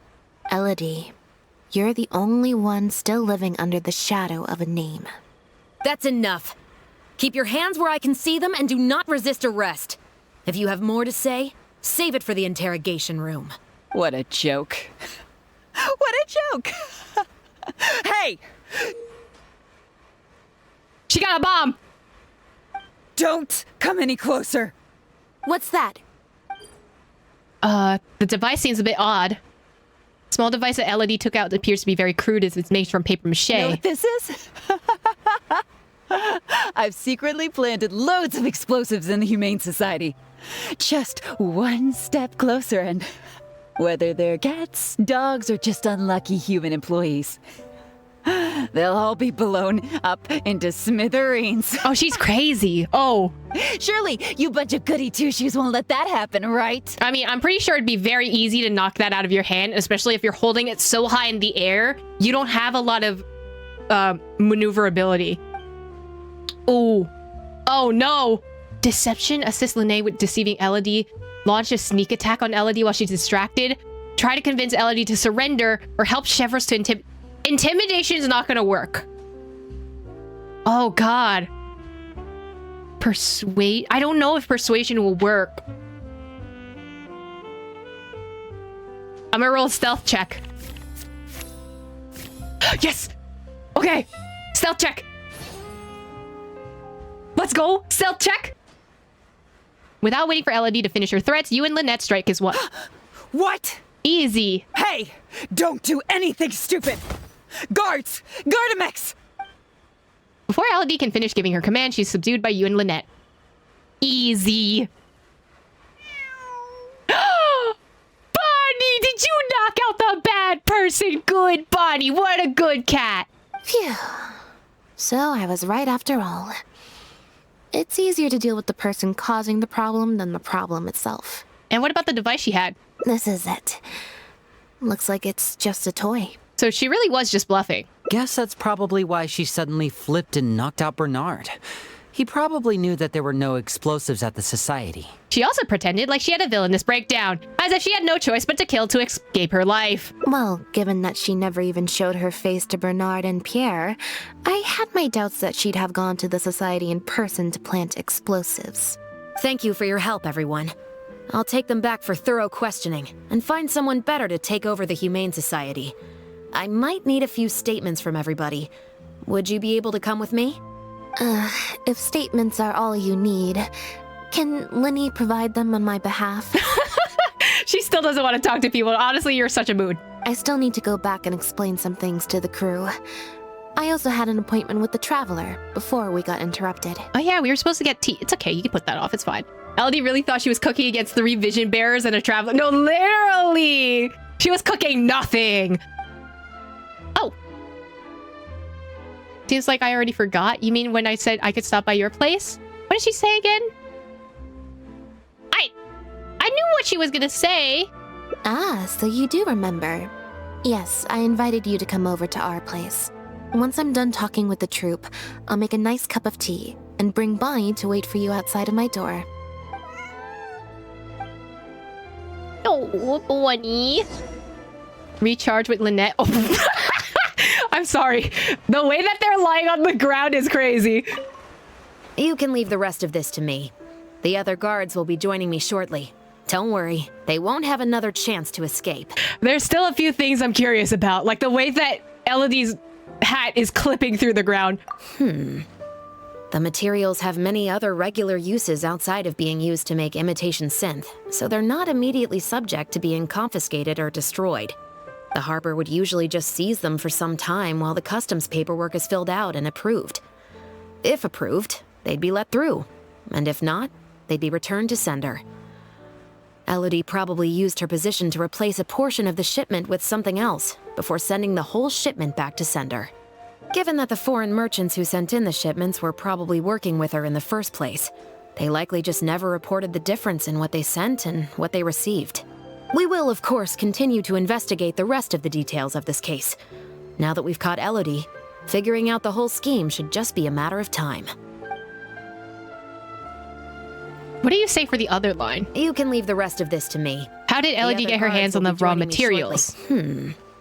The materials have many other regular uses outside of being used to make imitation synth, so they're not immediately subject to being confiscated or destroyed. That's what I thought. The harbor would usually just seize them for some time while the customs paperwork is filled out and approved. If approved, they'd be let through, and if not, they'd be returned to sender. Elodie probably used her position to replace a portion of the shipment with something else before sending the whole shipment back to sender. Okay, so this is the same. Foreign merchants who we will, of course, So that's the same. It's just one line is different. What about you, Lynette? You must have spent a record-breaking amount of time in serious mode today. I can't remember the last time I've seen you like this. Is it because of a special someone? Weren't we supposed to be dating Lynette at one point? Was that a thing? There's still a few things I'm curious about. Based on information that we found before, imitation synth was first circulated on a small scale in Fontaine before becoming a large-scale smuggling scheme. I'd assume that the first offerings of imitation synth came from what Pierre made in his early days. But since he was not experienced with running a clandestine operation, he was soon discovered by guard Elodie. Elodie saw the opportunity to make a great profit in his work, and perhaps even the chance of making a new life for herself, so she decided to cover his tracks. Ooh. She started writing to him in Bernard's name, using what evidence she had compiled and the promise of enormous profits to blackmail him into cooperating with her. Unfortunately for her, she ran into Lynette. Even though my sister doesn't like to focus too much on a regular day, serious mode Lynette is one of the most perceptive people I've ever known. Still, all of that thinking really saps her energy. I need to go give some statements on her behalf, so I'll leave the recharging to you. Y'all don't say anything? Oh, y'all are knocked out. Anyway. I'm just gonna step on both of them because they're both terrible people. Anyway. Black tea and a cute kitty. Truly the best combo for standby mode. Want some? Oh, a cute kitty, please. Hey, yo, Riz. I didn't mean Bonnie, though. I see she's already starting to snuggle up to you. About Elodie's case. Not at all. Information is indeed very important. But if you were to try to collect every piece of information you come across, your efficiency would actually decrease. Plus, if you just think about it, what sounds more fun? Writing a statement or enjoying a tea party? Cute kitty. Great answer. That'd be my pick too. Had we not run into that case, we could have spent the entire day like this. But now I'm running low on both time and energy. Oh my god, what is this Riz coming from Traveler? With quality time with Lynette, you should be able to recharge more quickly. You're right. I can sense it. I'm recharging very quickly at the moment. I'm sure you're recharging real well, buddy. I still have a question though. When did you start to suspect Elodie? I mean, I suspected her from the beginning, but you know what? I want to know. Something about her rubbed me the wrong way since the very beginning. But to be more precise, It was probably around the time when I saw Bonnie try to get away from her. Back then, Elodie tried to get close to Bonnie. Elodie tried to get close, but Bonnie deliberately dodged her. Maybe Bonnie had tried to evade her before at Pierre's base. Or perhaps Bonnie just instinctively knew that she wasn't a good person. Not everyone who likes cats is a good person. But if cats like you, you're probably alright. That's true. If a doggy or a kitty does not like you, I'm already suspicious of you. Fair enough. Humans tend to overthink things, but cats rely on their instincts, and they're pretty sharp. I mean, just look at Bonnie. She took a liking to you the moment you met. Bonnie is such a smart girl. Oh, they're so cute. I love them both. Adventurers and investigators and cats. Your story has come to an end for now. Oh, that's so cute. I loved that. We can keep Bonnie. Okay, so I think the other path for this route is if we don't find out that Elodie to the interrogation room is a part of this and we don't accuse her. That hurt. Ow! So if I fail this, hopefully, then we let Elodie free, right? We can leave Bernard's interrogation to the guards. Let's first rescue the animals at the Humane Society. Is everything really over? I still feel like the relationship between Pierre and Bernard is not as simple as it appears. Because it's not. Also, I've had this strange sense that something's off the entire time we've been on the case. And it has only gotten worse. Oh, Ugh. Lynette? No good. I've still got nothing, and I'm nearly out of energy. Don't force yourself, buddy. All right. I'll stop thinking about it for now. At the very least, we've made it so that no more animals will suffer like those poor animals did. And that's what I hope. Let's go to the Humane Society and see if there are any animals left that might still need our help before my energy for today completely runs out. Her intuition is so sharp. Oh, save the kitty. The truth remains submerged in the dark undercurrents, yet hope already lies beyond the cage.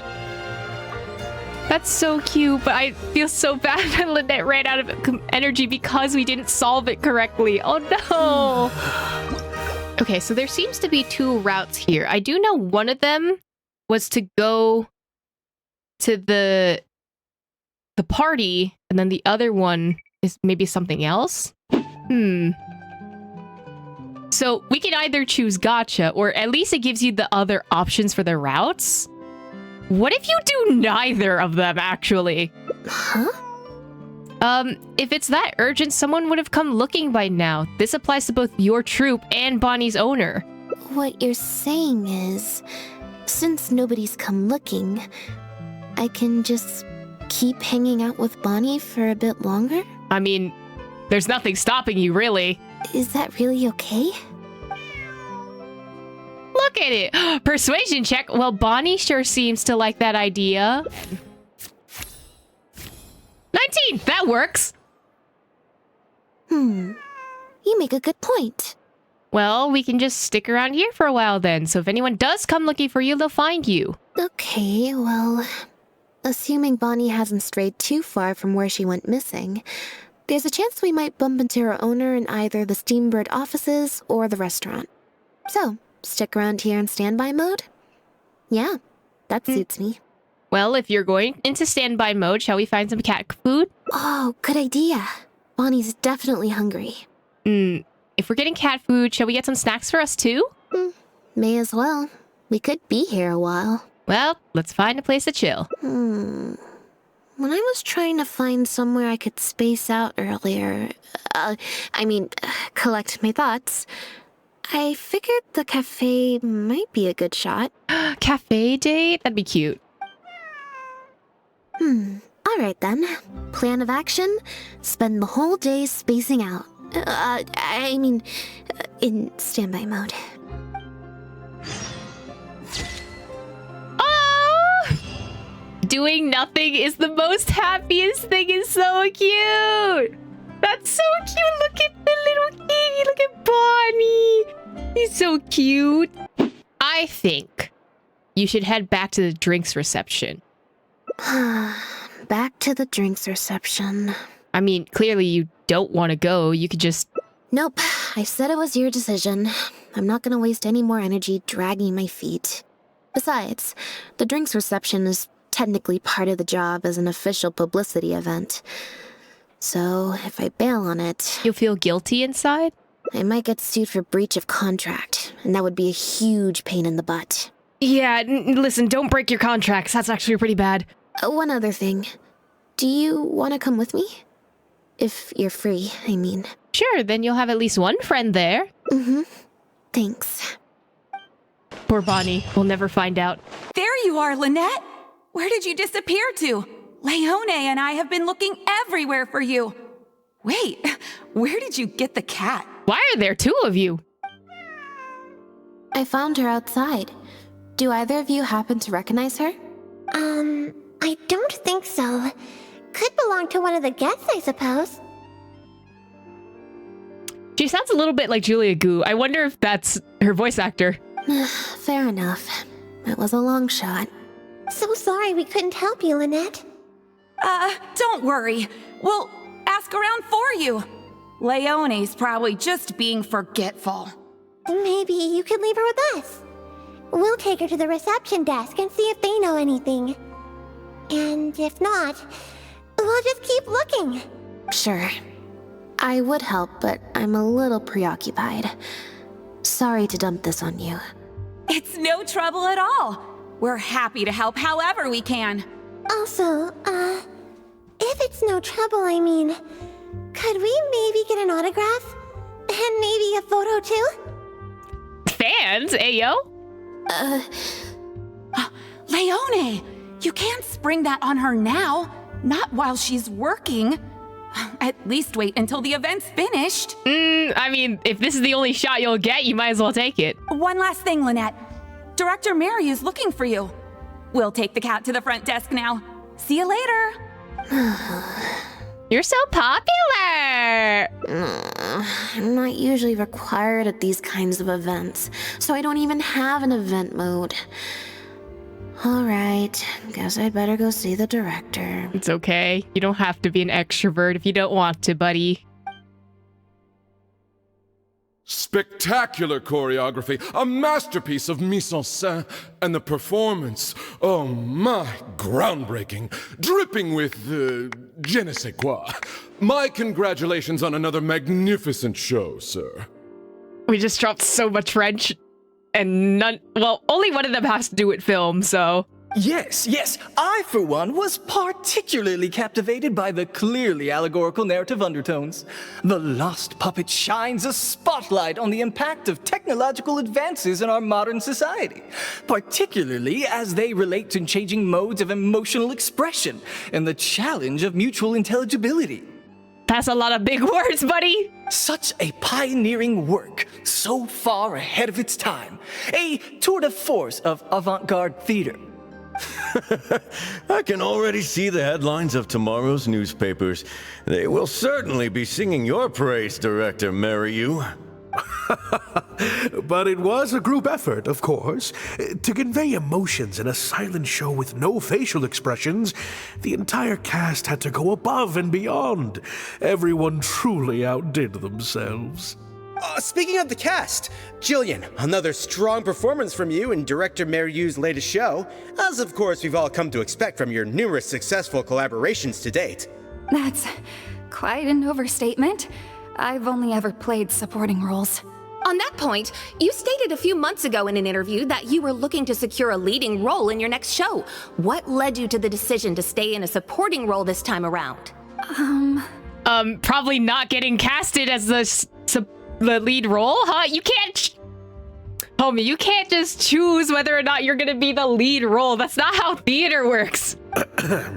We had a discussion about this, and while Lynette hadn't previously performed in an acting role, we were blown away by her talent, and she was a perfect fit for this character. Because she's low-key expressionless, at least at face value? Quite simply, this was the role she was born to play. Exactly. I was honored to share the stage with her. Lynette worked extremely hard in all of the rehearsals, and she's an incredibly talented actress. Speaking of... Oh, Lynette's back! Hey, Lynette, where have you been? Were you in standby mode? Some reports say you switched that state to recharge after a show. Ah, method acting, of course. Method acting is Such crazy. A portrayal of a mechanical puppet could only be achieved by an actor who lives and breathes their role even while off stage. Method acting is a lot, but that's just Lynette, buddy. Those seemingly stilted movements were in fact an inspired portrayal of the character. The ostensibly bad acting, in reality, was the product of supreme acting skill. The ostensible bad acting, you take that back right now. She is perfect, okay? Oh, I went outside and there was this cat there, so I played with the cat for a bit. I'm Lynette. I was like, I didn't want to be here, and there's literally anything else I could be doing right now, so I'm just gonna go. A cat? We've long heard that you are a kind soul, as well as an incredible actress. No wonder your debut performance has garnered such popularity. This show looks on track to break box office records for avant-garde theater. Lynette, any words for the fans? Not really, no. I believe Lynette is trying to say that the act of performance itself is the actor's true means of connecting with their fans. Homie, you just made a huge jump. What happened here? There wasn't even like a gap to bridge, and you decided to just leap across. Like, she literally did not say that. Oh, I see. Lynette, any comments? Homie does not want to talk. Just leave her alone, buddy. Right, exactly. But don't you want the fans to know how you're feeling right now after the hugely successful opening of your first ever show? Homie's just not a yapper. It's okay. That's true. I'm sure the fans would love to learn a bit more about you too. How interesting. Observe Lynette to see how she's doing. Oh, she is stressed right now. You have like how many people, like reporters who are extremely extroverted and one very introverted person. Lynette's voice was so deadpan during the interview. She sounded like an auto-reply bot. Hold on. Lynette has only just finished performing. She needs to recharge. Oh, really? I'm so sorry. How rude of me. Huh? Wait, you're the traveler who's been in the news. Did you come to see the show? Yes. I know exactly what this show is about. I definitely saw it in previews. Wow, are you a fan of Lynette too? Do you have any comments on her first performance? You and Lynette struggled to keep up as you both insinuated with questions. Oh, buddy, are you alright? Yeah, it's just...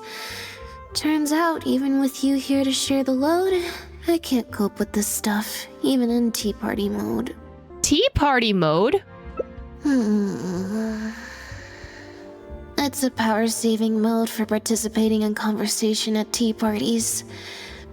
Normally, I can get through an entire conversation just with, Oh, that's true. And how interesting. You have to go with, oh, what do you think about it? And then they will keep talking. You gotta let them on to the other person. Like, you know, have them control the conversation, and then you can just chill out. Introvert 101 hacks. But at a tea party, I'm not normally subjected to a constant stream of questions. The energy consumption of that interview just now was 3 times as much as the average tea party. It's a big adjustment. Just give it some time. I think I'd rather pray that I never have to do it again. Lynette, Director Mariu would like you to join the group photo to commemorate the successful opening of the show. A group photo? It's just the members of the troupe, along with Maloney and Corentin. Everyone's waiting for you. Alright then. See you in a minute. Lynette and Cyril go do the group photo. 3, 2, 1, smile. My thanks to each and every one of you here for your help in making The Lost Puppet a success. The group photo is already being printed as I speak. You can collect your copy from the first floor after the drinks reception concludes. May it serve as a reminder of this fabulous performance every time you see it. Maryu! Get over here. Let's have another drink. There's a few things I need you to glance over for me. Wait, that means the reception still isn't over? It's never over, buddy. It's gonna take at least 3 hours. I thought the group photo was the final hurdle. Well, at least there's no more people hounding me with questions. I just need to find somewhere to switch to standby mode, and the time will fly by. I hope. Oh, there's so many people here. Oh, no wonder why she doesn't want to be here. There's too many people. Oh, buddy. Go to the second floor to pass the time. Honestly, good idea, because I wouldn't want to be here. For Rita! Hotel de Bour's Ile Flottante is as wonderfully sweet as ever. Girly Pop, what are you doing here? You managed to get an invite to the drinks reception, too? Traveler? Lynette? Oh, wait, hold on. What do you mean, managed to get an invite? I'm an expert in the dramatic arts. Of course I was invited. Okay, just because you're popular doesn't mean that you'll get invited to everything, buddy. Naturally, people wanted to hear my comments on the emerging art form that is the masked mime show. Okay, what'd you think? Remarkable, and a very worthwhile artistic endeavor. Exploring a character with no lines or facial expressions who can only communicate how they feel through their movement. Your performance was beyond anything I could have imagined, Lynette. Clearly, this was a very suitable role for you indeed. I seem to hear a sound. Hey, yo! If you listen closely, you can hear some small noise coming from the back corner. Kitty? Is something wrong? No, it's nothing. Please go on. Oh, basically, I think I'd give it a positive review overall, just not as gushing as the crowd downstairs. So, you thought they were pretty over the top too? In fairness, it's normal to bring along some vocal supporters for publicity when a new show opens. Very true. But still, this was something else. I mean, you always have to get advertising agencies in order to promote a show. So the more outcry it has on social media, the more likely it will tend to do better in sales. Although you can take a look at Beetlejuice from 2020, or at least pre-2020 before pandemic. It got very popular on social media, but even though it managed to secure a revival after its closing, it still didn't do entirely that well. So it's kind of hit or miss depending on like what show you're talking about and like how well it does on social media. Like social media clicks doesn't exactly naturally translate into like marketing sales. It always just depends, honestly, but it's good to have a lot of fans supporting you. Then again, I'm no specialist in avant-garde theater. Maybe I'm just not well acquainted with their review criteria. Or maybe it's because I came to the show with some preconceived expectations. I did happen to see the original draft of Maryu's script a while back. What original draft? Oh? He didn't show it to you? It must have been a few months ago. He came to me to get some advice from an experienced performer's perspective, and then asked if I could write a few reviews of his new play. Okay, but did he pay you? That's what's important. I had a lot on my plate at the time, so I had to turn him down. I only skimmed a few sections, but they seemed quite different from the final version. I can't say I remember the plot, but... Ooh, that's interesting. Like completely different, like entirely revised is kind of strange. I don't know. The protagonist just seemed more complex, I guess. Especially in the last two scenes. Still a mechanical puppet on the outside, of course, but she seemed to have more emotional depth on the inside. Oh, so it kind of got cut. Like, some things were cut from, like, original version to, like, finalized version, which does happen a lot in theater. Like, if you take a look, if someone premieres something off-Broadway versus it getting pushed on Broadway, there's a lot of changes that happens. And it tends to, like, not dumb it down, but kind of like it makes it more condensed to where a lot of the original details are kind of no longer there. So that can happen, but that's kind of sad that there's like puppet, right? That they were portraying basically erases the emotional characteristics because they wanted to keep it concise and like a little bit easier for general audiences to understand, but that's a little sad. I wish they kept that. Emotional depth? Oh, I'm just thinking aloud here. Don't take it to heart. Besides, a script and a play are two very different beasts. There are so many fine details to consider when turning a story into a stage production. More than most people could imagine. This is true. Especially with a novel art form like a masked mime show. I'm sure Mary Yu had his reasons for the changes he made. Change of topic. I see you've escaped the crowds to seek refuge on the second floor. Not her reading us like this. Can be overwhelming at first, can't it? Perhaps you'd benefit from hearing about the experiences of a veteran celebrity such as myself. I mean, hey, if she's gonna do all the yapping, that means that Lynette can go on standby mode, and it's a win-win for both parties. No thanks, I'm good. Pretty sure this will be my first and last time in this situation. Hey, at least let me finish. I have top tips on dealing with belligerent reporters, slipping away to hunt down snacks during the intermission. Homie just wants friends. Oh, poor Farina. Tell me everything. First, take a seat, mon ami. We must partake of Hotel de Boer's fine desserts as we talk, lest they go to waste. The three of you enjoy some delectable treats as the reception comes to a close. That was Farina very excuses herself. Educational isn't the word I'd use. They didn't mention acting once in the whole conversation. Okay, but not everything has to just be about acting. There's other things that happen behind the scenes besides acting, buddy. I expect most of the people downstairs have left by now. Time to grab my copy of the group photo and get home.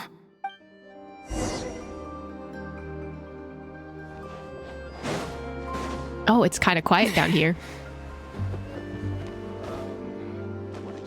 What do you mean go to the first floor? I am on the first floor. Homie, what? Wait, I'm so lost. Oh, they just wanted me to go on the other side? Is that what it is? Oh, they're still talking. What do y'all gotta say? These people seem to be discussing the content of tomorrow's newspapers. Best not to get close. Nah. Y'all talking insider information? I want to know. I want to know. Wait, that's so sus. I'm sorry. That is so suspicious. The photo must be in this envelope right here. It's finally over. Thank you for sticking around for so long. Poor Lynette. Why wouldn't we stick around? If it wasn't for you, I don't know how I would have standby moded my way through the last few hours. It's okay, buddy. I got you. Introverts gotta stick together. Any normal person would find an event like this stressful, but enough to warrant Lynette leaving halfway through? When you left the event midway, what was the real reason? I mean, if you really don't want to talk about it. It's fine. It's just... It was such a minor thing. Oh, did something happen? While I was on stage, there was a moment when I felt like someone was looking at me. It was only for an instant, and I didn't even see who it was. But somehow, I knew it was a look of contempt. Wait, how? I got a vague sense of it again during the reception. like someone was giving me an evil stare. But I couldn't figure out who it was. Like someone was jealous or wanted your downfall? Normally, I'm used to lurking in the shadows on the stage and spying on other people. So, it was strange, feeling like I was the one being spied on this time. Yeah, I think it's someone that's jealous of you. You did land a leading role in your first show. Or someone just took a disliking to me for no real reason. That's true. Sometimes you can like one person and dislike another for equally pointless reasons. Anyway, it was just a momentary stink eye, that's all. Nothing for you to worry about. Okay, well, if you're not worried, I'm not worried. Okay, problem solved. I'm gonna take this envelope and go home now. Huh? What the heck? You heartless puppet, you ruined this work. Hand over the role of lead actress immediately. Well, I have my suspicions of who it could be. It could be the other actress. Because she wanted a lead role and then Lynette came in. What? It's a threat letter. You have destroyed this work of art. Step down from the leading role at once. Based on the tone, I'd say threat letter is right. Who's threatening Lynette? This is far more serious than the momentary stink eye. We need to get to the bottom of this. Examine the letter to see if there's anything amiss. The unsealed envelope contains a group photo, the threat letter, and some photographs of Lynette during the show. This was definitely meant for her. I mean, someone could have slipped the letter in because it's an unsealed envelope, so they could have snuck it in whenever.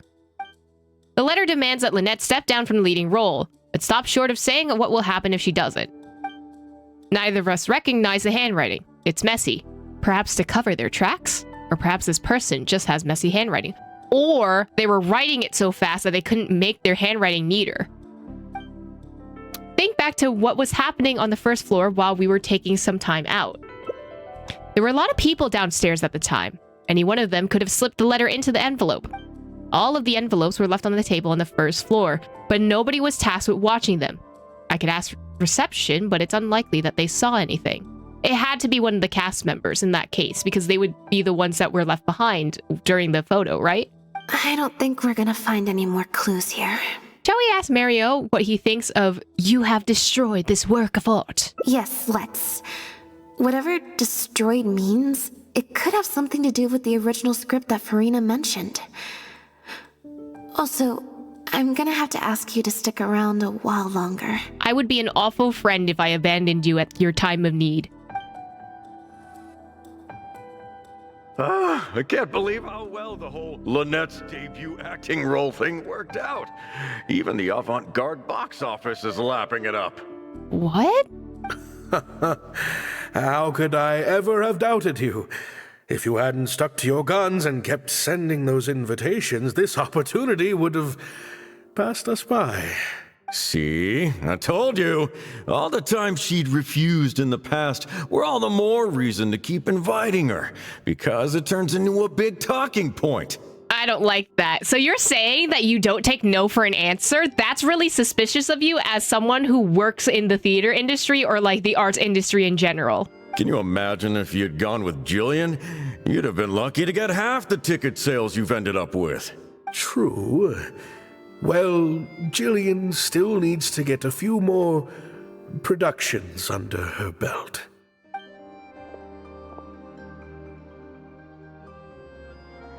Do you have a moment, Director Mario? Oh! I don't like that you were shocked, buddy. If it isn't the star of the show! We were just talking about you.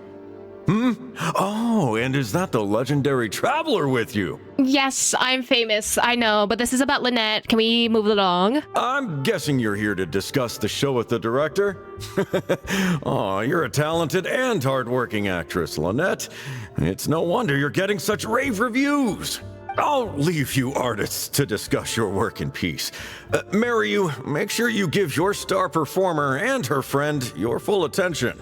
I don't like the way you phrase that, buddy. Can you leave? I certainly will. Lynette carries the fortunes of our entire troupe on her shoulders. Oh. Who was that? Mr. Maloney. An investor or something, I think. I've never asked him. So, what can I do for the two of you? I'm afraid I'll have to dash soon as I'm meeting some friends from the newspaper. Otherwise, I'd love to stay longer. We won't take up too much of your time. We heard that the original script for The Lost Puppet was quite different from the final show. I'm kind of curious to know what the protagonist was like in that version. Oh, well, this is a surprise. I didn't think you'd be interested in that sort of thing. It's not uncommon for scripts to undergo major changes as they're being brought to the stage. But I'm afraid there's not much to tell you in this case. The protagonist has stayed the same from the beginning to end. So either Farina's lying or you're lying, and I trust Farina. A mechanical puppet with a bumbling body but a sensitive soul. A stranger in time who doesn't belong. There's no doubt about it. You are the protagonist, and the protagonist is you. The success of one is the success of the other, and that's what made this show an artistic triumph. Sorry, you've lost me. Can you put it in plain words? All right then. Delving deep in the search of core truths is the job of an artist, after all. Why did that sound more complicated than it was before? You shouldn't give your attention to early drafts of the script, Lynette. All it would do is sow confusion where you already have clarity.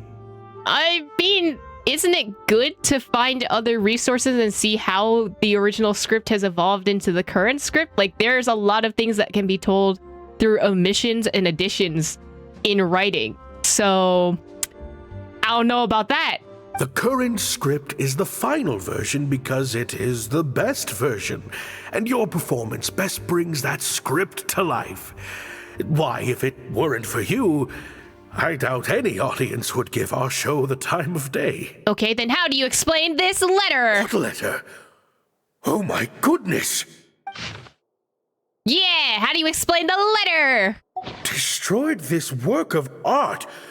Really? Well, Director Mariu, any idea who might have written it? No. Who on earth would write such nonsense? We found it in the envelope containing the group photo! Absolutely not. Without Lynette, this show would be over. Everyone's hard work would go to waste. No, there's no way that this is someone from the troupe. Then explain who it could be outside of the troupe, buddy. Well, is there another way Lynette could lie low until this blows over? Yeah, maybe Jillian could fill in for me for a while. What? No way, out of the question. The protagonist has to be played by Lynette. Jillian can't... She's just not what the audience is looking for. Do tell, why can't she be casted? Why can't she be an understudy? Like, is she just not fit for the role? Is her personality too different? Like, do tell. Is this stunt casting? Are you just casting Lynette because she's a stunt actress? Like, because she's famous already because of Lynette? Like, and her show? I don't know, this seems suspicious. Miro's attitude suddenly changed. Miro's eyes are darting around. He's lowering his voice. He's lying! I've got it. It's a competitor. Yes, this letter must be from a competitor of ours who's trying to get under Lynette's skin. I don't know about that. You can't lie low. That's just what they want you to do. The moment you step back from performing, they'll put their rumor mill into overdrive and drag us through the mud. They're just waiting for their chance to kick us while we're down. Although I do agree with this, though. A competitor? Really? Maybe a competitor for your role. I'm not sure about, like, a competitor theater troupe? Definitely. Those lowlifes. Slander and libel are all their specialties. They drown out the truth with a flood of misinformation, and they stop at nothing once they get riled up. You sound very familiar with these methods. You have a particular suspect in mind? There's so many of them out there. Fame always seems to attract haters, no matter what you do to try and keep everyone happy. But don't worry, I will get to the bottom of this. Stay strong, Lynette, and keep up the good work on stage. I have to go and meet my friends from the newspapers now, but rest assured, I'll be discussing countermeasures with them. So, a competitor, huh? You really think that's it? I kinda doubt it. We've dealt with those types before. Usually their goal is to steal our venue for their own show, or to cover up a scandal by planting a story to divert public attention. But at the moment, I don't think anyone's got a reason to do any of that stuff.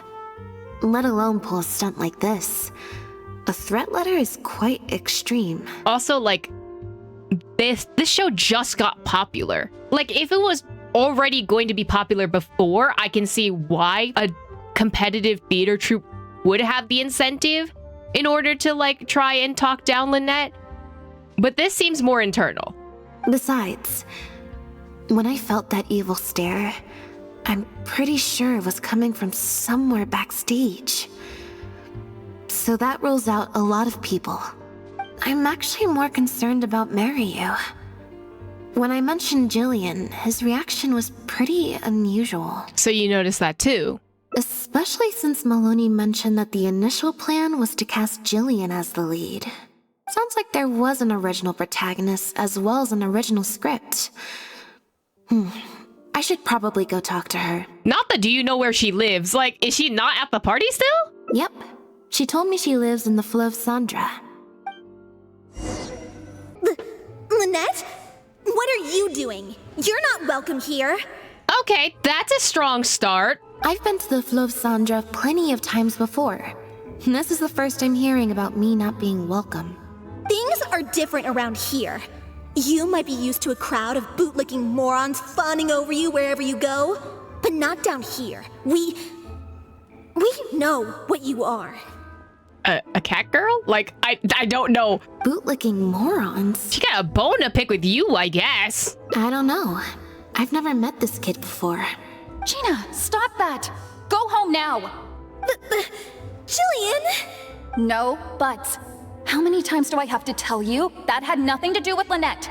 If you don't leave right now, I swear I'll never invite you to one of my shows ever again!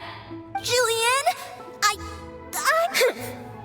Just because Lady Farina speaks highly of you, it doesn't mean you're all that. Okay, hater, leave. Like, after a few more choice words from Gina, she storms off. I'm so sorry. Gina's always been a strong-willed child. That's why I never let her visit me at work. It's okay. I have younger siblings too, so I get it. She's in her rebellious phase, huh? Wait a minute. Fremine in his rebellious stage? I need to see that. I want art of that. You're telling me my boy Fremine had that, like, Black Parade moment at one point in time? If you let angsty kids get you riled up, they'll drain all your energy. So don't worry. I won't let it get to me. Well, the situation's a little different in this case, but still, thank you. So, what brings you to the Flow of Sandra? We came to see you. Can we talk about the original protagonist? We heard about it from Maloney. He said you were originally supposed to play the lead. Maloney, huh? Of course he couldn't keep his mouth shut. He's an investor. I'm not surprised. I'm sorry. I never mentioned it because Director Mariyu was very clear that I mustn't let any of it affect you. Circumstances have changed. Lynette received this letter. What's this? I don't know, who would do something like this? Don't be scared, Jillian. Just tell us what you know. Okay, I'll try. I don't think it's Jillian anymore. She seems like a nice actress. Like, she seems like the person to, like, actually support their fellow actors. And, like, I don't think it's her. It's true. I was originally cast as the lead in The Lost Puppet. I've worked with director Mariyu many times before, but only in minor roles. The audiences and critics never had much to say about me. Nothing terrible, but nothing amazing either. A few months ago, Mariyu started working on a new show, so I plucked up the courage to ask him if I could take the leading role. He was hesitant, but he agreed to let me try for the part. We did a few rehearsals, everything seemed to be going okay, But then... There's been a change of plan, Jillian. The leading role will now be played by Lynette. Oh, wait. What if the investor was just like, no, I found Lynette. We have to cast her. This is going to be a stunt cast. You have to replace Jillian. So Jillian was kind of upset, but she was like, okay, I think I'll go along with this.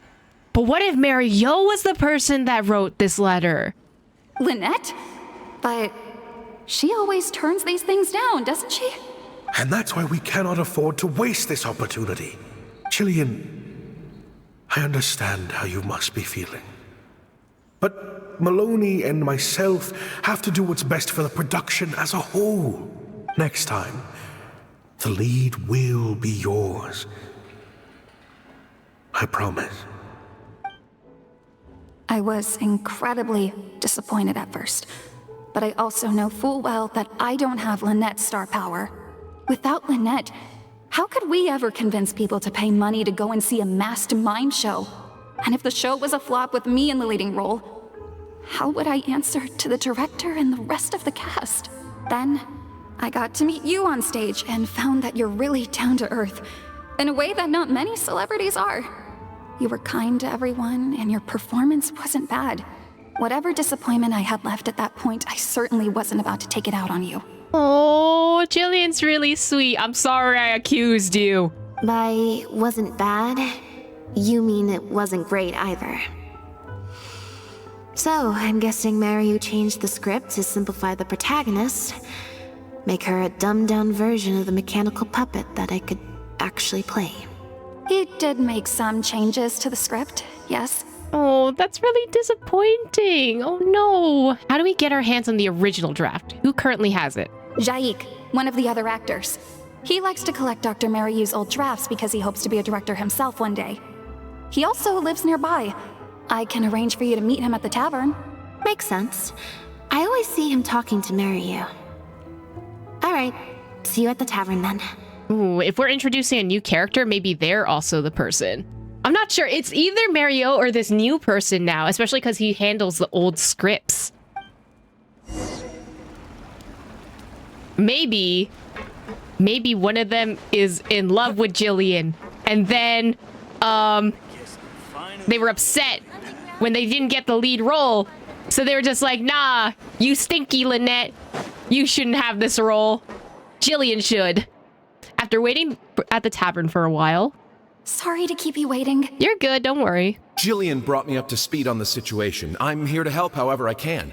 Here, this is the script you're after. It's very rough. Looks like he was constantly editing it. That's always the way with pen and paper drafts. Even the final script is full of last-minute changes by the director.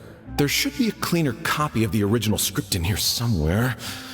Sorry, it's all a bit mixed up. I just grabbed the whole stack of paper since I was in a rush. No problem. Now activating search mode. I'll go through one page at a time. Oh god. Oh, there's so much. Okay, what do you guys have to say, though? I wonder what got into director Mariu.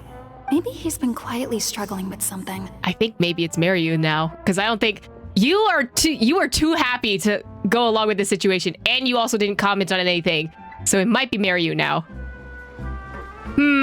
Suspicious. Suspicious. Let's see. Investigate the official script. The official script of The Lost Puppet details how the dancing puppet protagonist is rejected by humanity and then begins searching for the meaning of life. Read carefully. Oh god. I failed the check? Well, that sucks. After a quick read through of the script, I understand the gist of the story. Let's see the original script. Let's see what differences there are between the current version and the Lost Puppet of the original script. Well, that helps. Act 4 seems to be a solo performance by the protagonist, and the set is just some decrepit ruins. There's a note saying, this will focus the audience's attention on the solo performer. Oh, so maybe she was supposed to have a solo monologue, but then Lynette couldn't really do it. There are newspaper clippings among the notes. They're about shows of different styles. On the first few pages have turned yellow, which means they must be quite old. Look for mentions of Mario. Ow!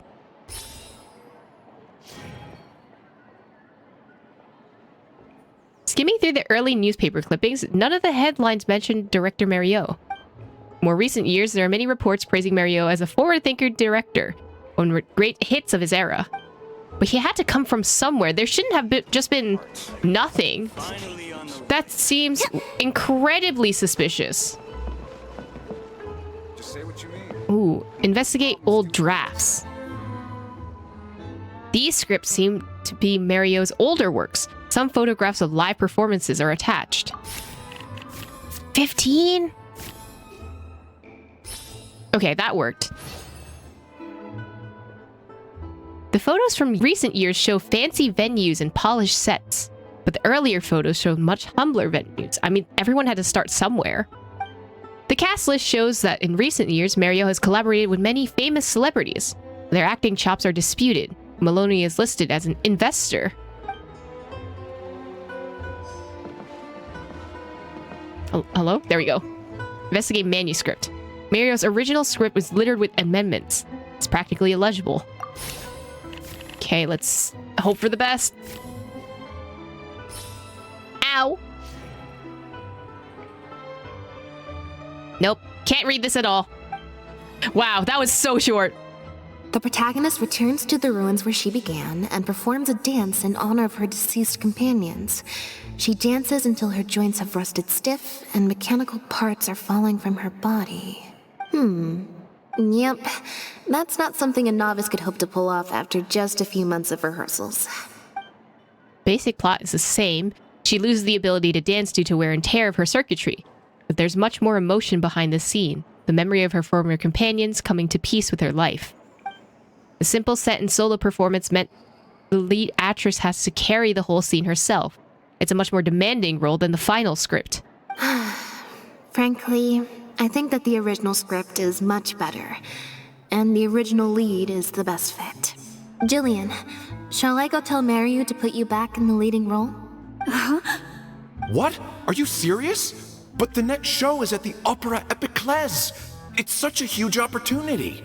But not such a rare one for me, though, right? That's different. This isn't you as part of a magic duo. It's a chance to star as the main character in a show. You'll reach whole new heights of fame. Maybe she doesn't want fame. Fame in small doses has its perks, but too much and I'll get overloaded. But if you play the lead, the fame will be yours, and I get to be free. Sounds like a win-win, don't you think? It'll never work. There's no way Director Mariu or Maloney would ever agree to it. The set for Act 4 would need to change, as would all the marketing materials. And that would mean asking Maloney for a lot more Mora. Changing actors at the last minute is just too risky. If anything went wrong, it could bankrupt the whole troupe. Plus, Maloney's friends have already published a ton of articles saying how this is the role that Lynette was born to play. No one else can play the protagonist now. If Lynette quit the show and I took her place... It would destroy the reputation of Maloney's friends, and none of their future articles would have any credibility. If Lynette left, they'd sooner stop the whole show than let me take her place. Stop the whole show? But all the people in the troupe, months and months of everyone's hard work would all be for nothing. No wonder Mario will say anything to try to keep Lynette on board. Convincing him to replace the lead actress won't be easy. Is there any other way? Oh, 15? Sick! Judging from those documents, Mario's true intentions seem to be... I have an idea! You do? What is it? All we need to do is this! You explain your idea to the group. That's a bold plan. I'm in. You know, it's a little crazy, but it might actually work. No way!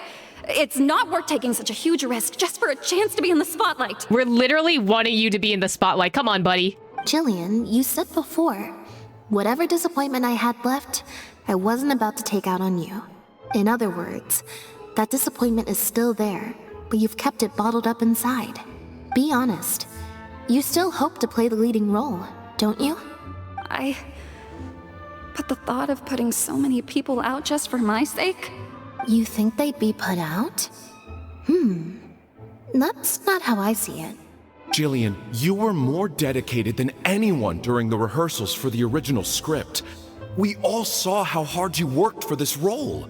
And I think you know that unless we decide to make a stand here, the path we're on is only going to take us further and further from our dreams, all of us. So take it from me, you would not be putting us out. Not one bit. Whether the plan succeeds is up to you. You guys... Okay. Let's do it. I will play my part. Yes! I knew you'd come around. All right, I'll let the rest of the troupe know and we'll start preparing immediately. Wonderful. This solves everything. Wait, but what about the threat letter?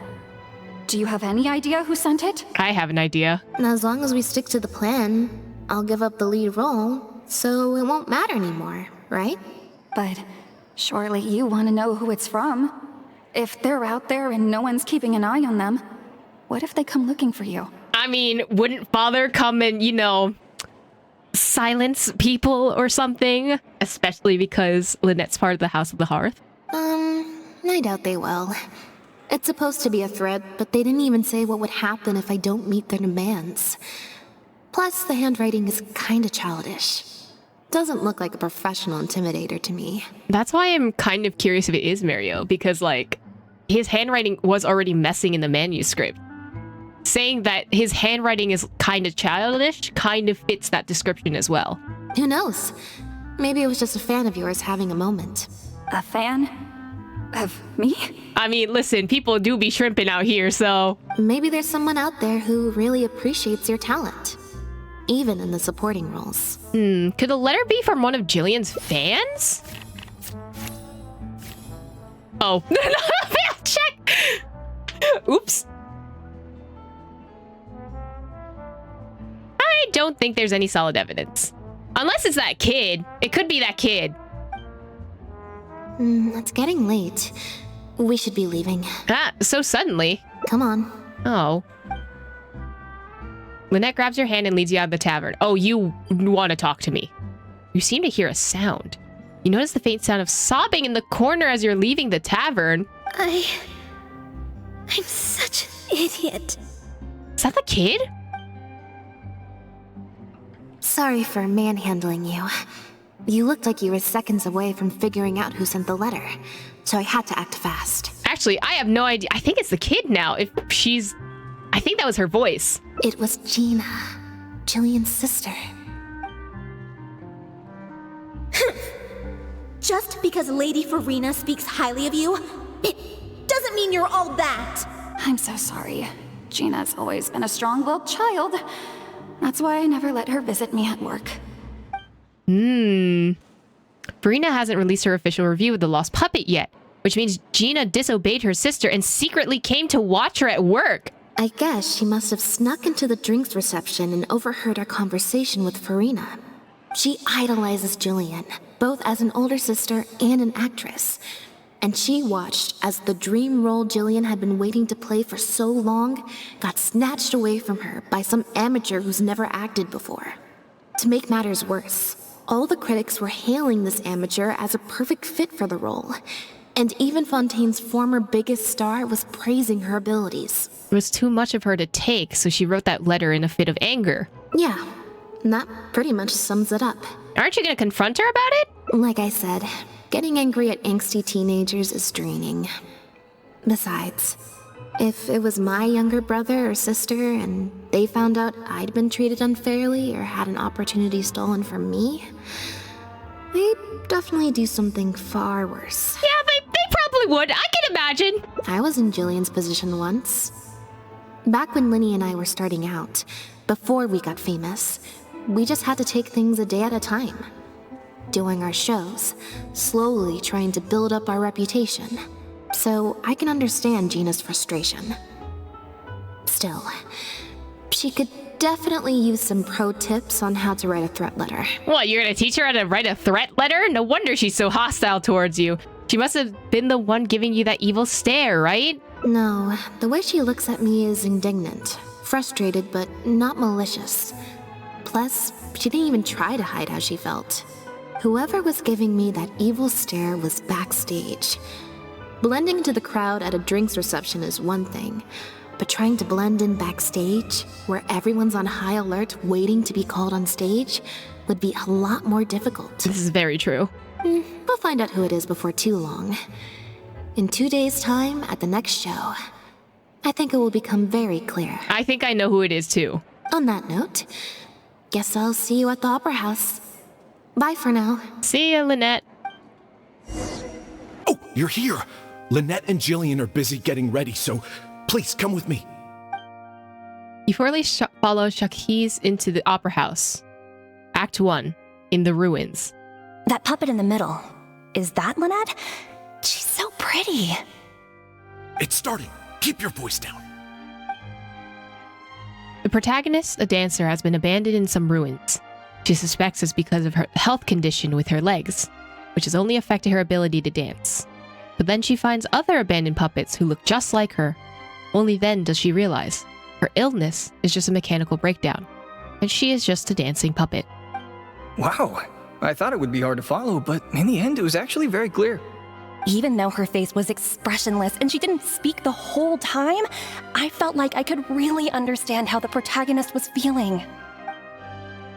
Act 2, the journey. Some mechanical puppets believe in a myth. At the end of the world, there is a god of puppets who can turn puppets into human beings. And so, the protagonist and her companion begin their quest. But the myth was a lie, spread by someone with nothing but contempt for puppet kind. At the end of their journey, they are kidnapped, dismantled, melted down, and abused. The protagonist helped her companions escape, but in the process became trapped under rubble of a crumbling building. She closes her eyes and enters into a deep sleep.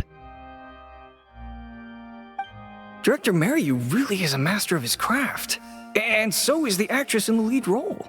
I have a friend who saw the show on the opening day. They thought the critics overstated how good it was, but I gotta say, the protagonist is incredible. Act 2 comes to a thunderous applause from the crowd. I can't believe it's only been a few days since the last show. Lynette's improved so much. Just wow! I'm speechless.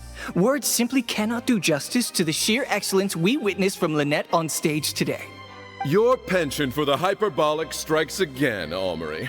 Clearly you weren't at a loss for words when you were writing your article. I saw you hand it to the journalist. Trying to get your critique into the papers the moment the show is over, are you?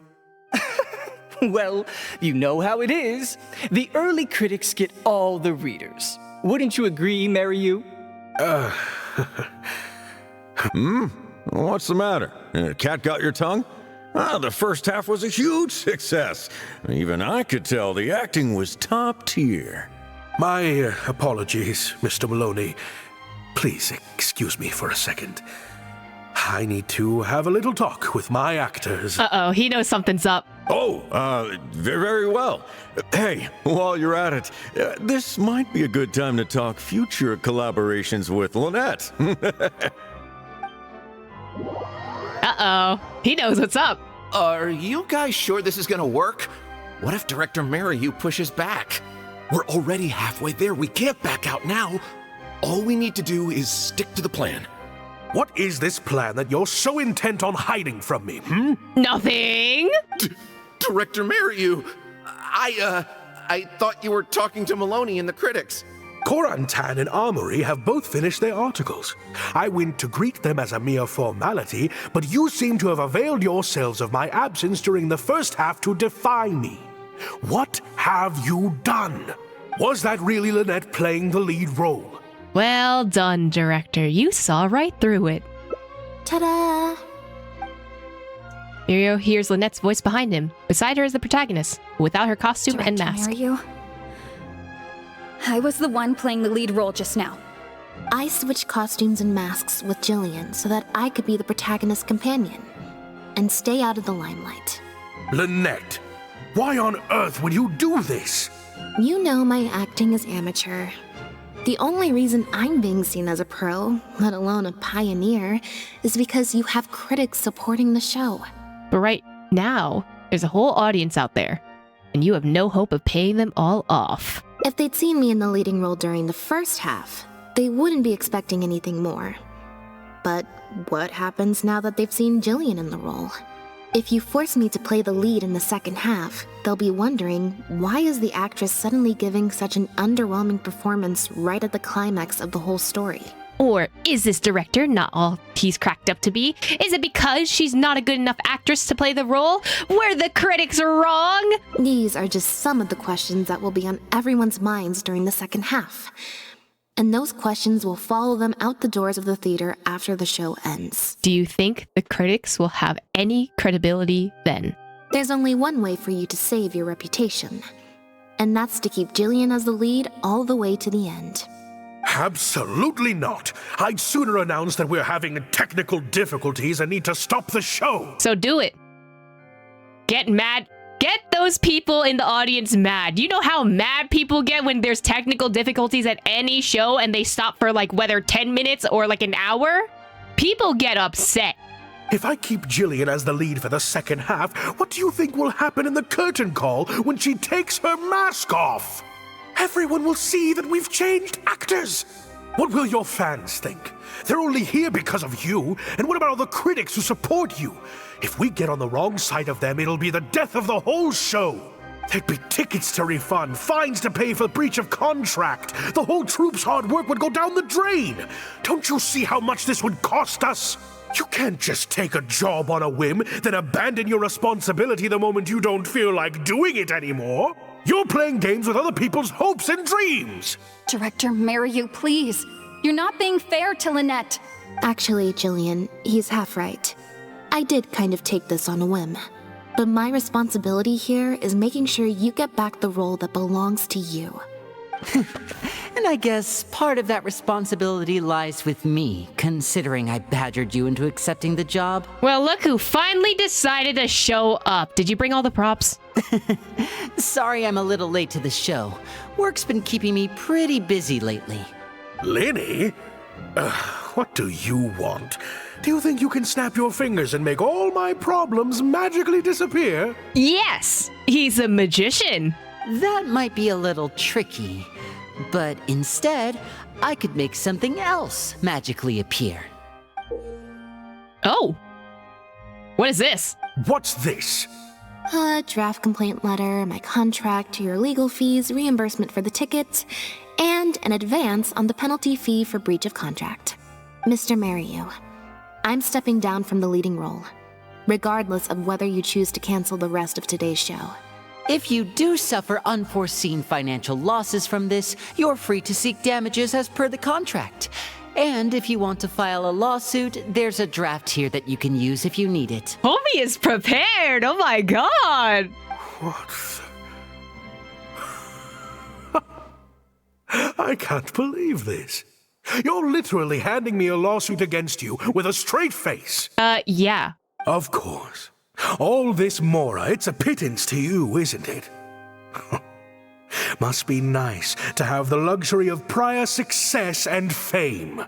Look at us. We're huge stars. One minute we want to go on stage. The next we feel like backing out of the contract. But that's okay. We're famous. We can afford it. You have no respect for other people's work. You're treating other people's hopes and dreams like a big joke. I wonder whose others' hopes and dreams you were treating like a big joke when you decided to switch the role for stunt casting. You don't give a hoot how much this show means to other people. You don't even care that the whole production might have to shut down because of you. That's not true. I do care. And I'm under no illusion as to how much this show means to you. Oh, brilliant deduction there. Of course it means a lot to me. This is my show. That's the only reason I asked you to be in it in the first place. But did you ask or did the investor ask?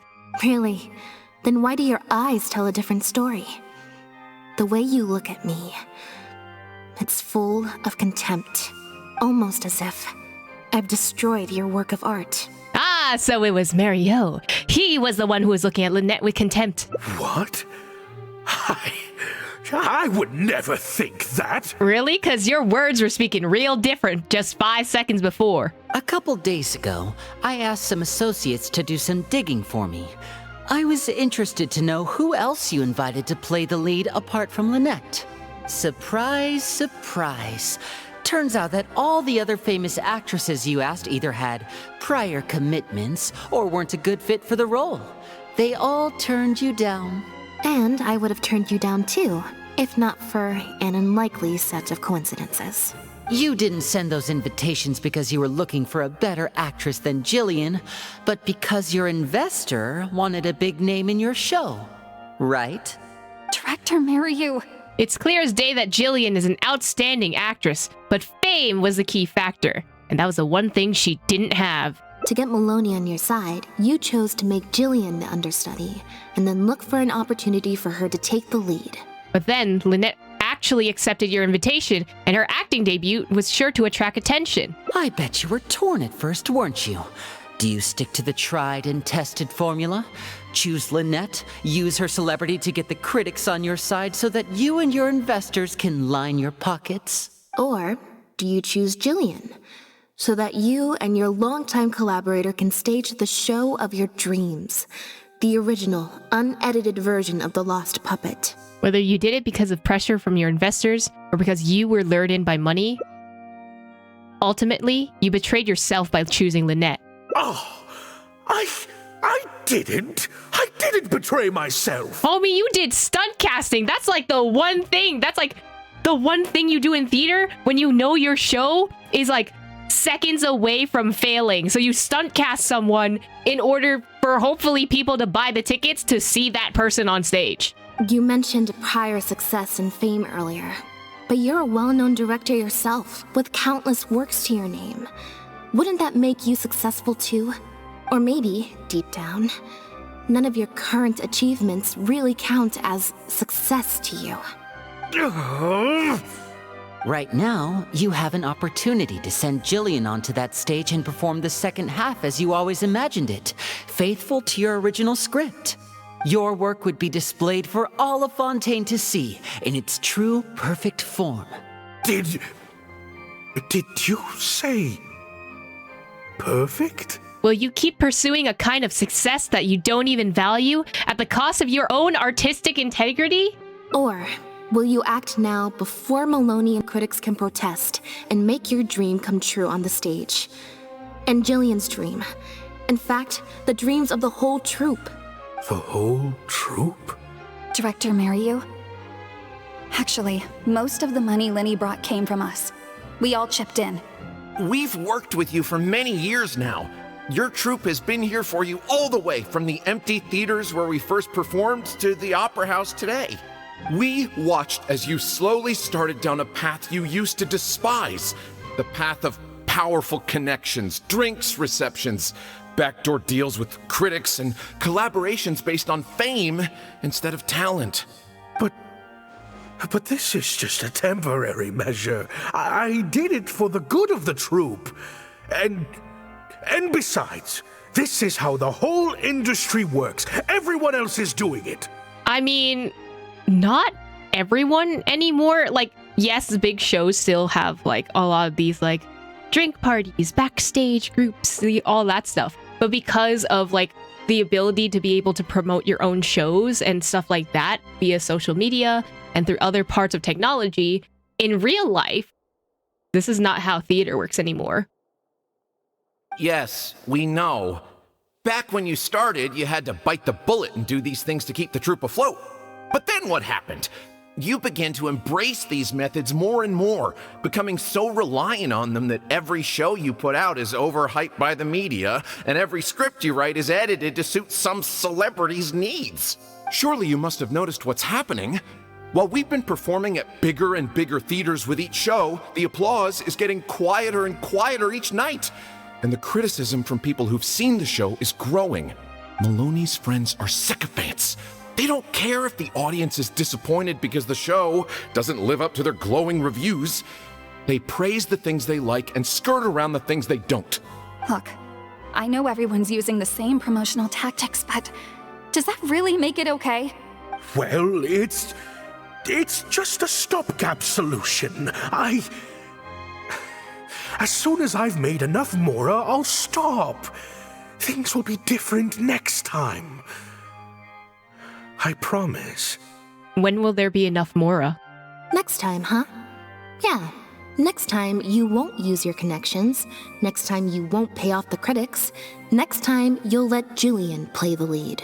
Unfortunately, it doesn't work like that. If you make some money once, you'll want to do it again. Then again, slowly but surely, you turn your back on your dreams. I won't turn my back on my dreams any longer, Director Mariyu. Never again. Me neither. Oh, persuasion check. Today's the day. It is time to live your dreams. Oh, we have everyone's support. Let's go. 25, please. Oh, no. Oh, thank God. I had dreams too. What? Act 3. Amidst the Rubble. An unknown period of time elapsed before a group of mechanical puppets finally cleared the rubble, freed the protagonist, and reactivated her. They told her, "You've been buried here for thousands of years. Mechanical puppets now rule the world." It turned out that the puppets who had started the uprising were none other than the protagonist's own companions, whom she had rescued all those years ago. The protagonist was now revered as a hero by all of puppet kind. The mechanical puppets ask the protagonist what she wishes for, but she only wishes for one thing. Huh. The plot here seems a little different from what the reviews said. The protagonist wanted to return to the stage, so the puppets replaced all her parts with the latest ones available, built her a grand opera house, and summoned a huge audience. And in the end, she forgot herself amidst the applause and cheers of her fellow puppets. Hey, no spoilers! Huh? Wait, hang on, that's not even what's happening. The set has changed back to the one from the first act. Oh, Archons, please let this work out. No need to be so nervous, Director Mariyu. We only told you Lynette would be quitting the show to get you to make a decision. We wanted you to believe that this show would have to end after today, no matter what you decided. But in truth, I believe that if we choose our words carefully, there's no reason we can't get Maloney to come around and keep the show going. Lene is putting his experience at fooling people to work. You two should definitely keep in touch. You really thought this plan through. But I'm not upset about what you've done. What's worrying me now isn't how Maloney will react or whether the show will get cancelled. It's the audience. I've always thought the original script is better, but will it move them like I've always hoped? When Jillian does her curtain call, will they applaud her? What if people only came to see the show for Lynette? And because of the reviews, what if they don't really care about the show at all? It feels like I've been hiding inside my safe little castle for too long. And now I'm scared to go outside the walls and hear what people really think. We're right here with you. We'll watch it to the end. Act 4, and Miss the Ruin. Original script. The protagonist rejects the other puppets' offer of a new parts and a grand stage built in her honor. Her only wish is to see her companions again. She's told that they gave their lives for the revolution. Their bodies lie buried in the ruins where they first met. The protagonist returns to the ruins alone, to where her journey first began. She performs one last dance before the graves of her companions. Her circuitry burns out. Her parts become loose and fall from her body, but she keeps dancing until her body completely shuts down. It has taken her thousands of years, but at last, she has finally found a reason for dancing. Wow. Okay, this ending is much better. I love how they brought back the set from Act 1 and gave it a whole new meaning. What a fantastic twist. Time for the curtain call. It's the moment of truth. Will the applause continue after I take off the mask? I could always leave my mask on.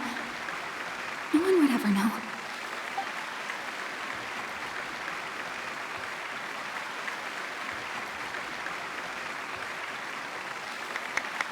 Aw, Farina's happy!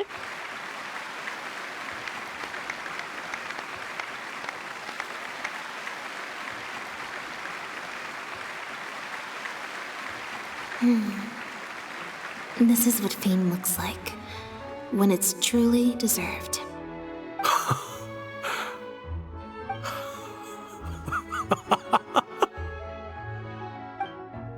Jillian, you were amazing! Syra was tearing up when you did your final solo dance. Well, so are you. Everyone was crying backstage, and honestly, that's such a mood. Really? I was so nervous. My legs felt like they turned to jelly. What looked like an actor unsteady on her feet was in fact a poignant expression of the protagonist's frailty in her last moments. Or whatever. Oh no, I can't take any more of that. Please stop. Hey, Mario! What the heck was that? Why wasn't Lynette playing the lead? Our articles are already going to press. You better have a good explanation for this. It was my... Hey now, it was all of our... Hold on. The decision was mine, and mine alone. They had nothing to do with it. If you have any concerns, gentlemen, then please direct them to me. Good, at least he's sticking up for them. Marry you? So it was you? Well then, I trust you'll have no objection to me pulling the plug on this production. His worst fear is coming true. Time for Act 5! Director Mariu, Mr. Maloney, what on earth is going on? Why was Lynette not in the lead role? It took a lot of convincing from me for her to accept the role, and I had to turn down some big work opportunities to come and watch her performance today. You have some explaining to do. Lenny, it was all his idea. Mariu, explain yourself. Wait, Linny, as a matter of fact, this was a piece of performance art. Oh, really? Was it? In this play, the masks and costumes serve to obscure the differences between characters, and by extension, the difference between human and machine. We took that idea to the next level with an actor swap, blurring the lines between one performer and the next. So it's in service of the ambitious artistic goals of the production. What? It's similar to deceiving the audience in a magic show. We employed this technique as a means of breaking the fourth wall. It allows the audience to more intuitively understand the cognitive dissonance felt by the protagonist as a machine trying to reconcile the notion of her humanity. The audience's experience mirrors the protagonist's own confusion and becomes part of the artistic performance itself. Oh my god, this is so meta, Lynette! Hold up. What is this nonsense? Oh, I see. Well, bravo, Director Mariu. You even had me fooled. That's probably more because you just don't really understand avant-garde art very well, Lenny. Maybe so, maybe so. Well, perhaps it went over my head, but I'm sure our experts here saw the whole thing coming a mile away. Mm-hmm.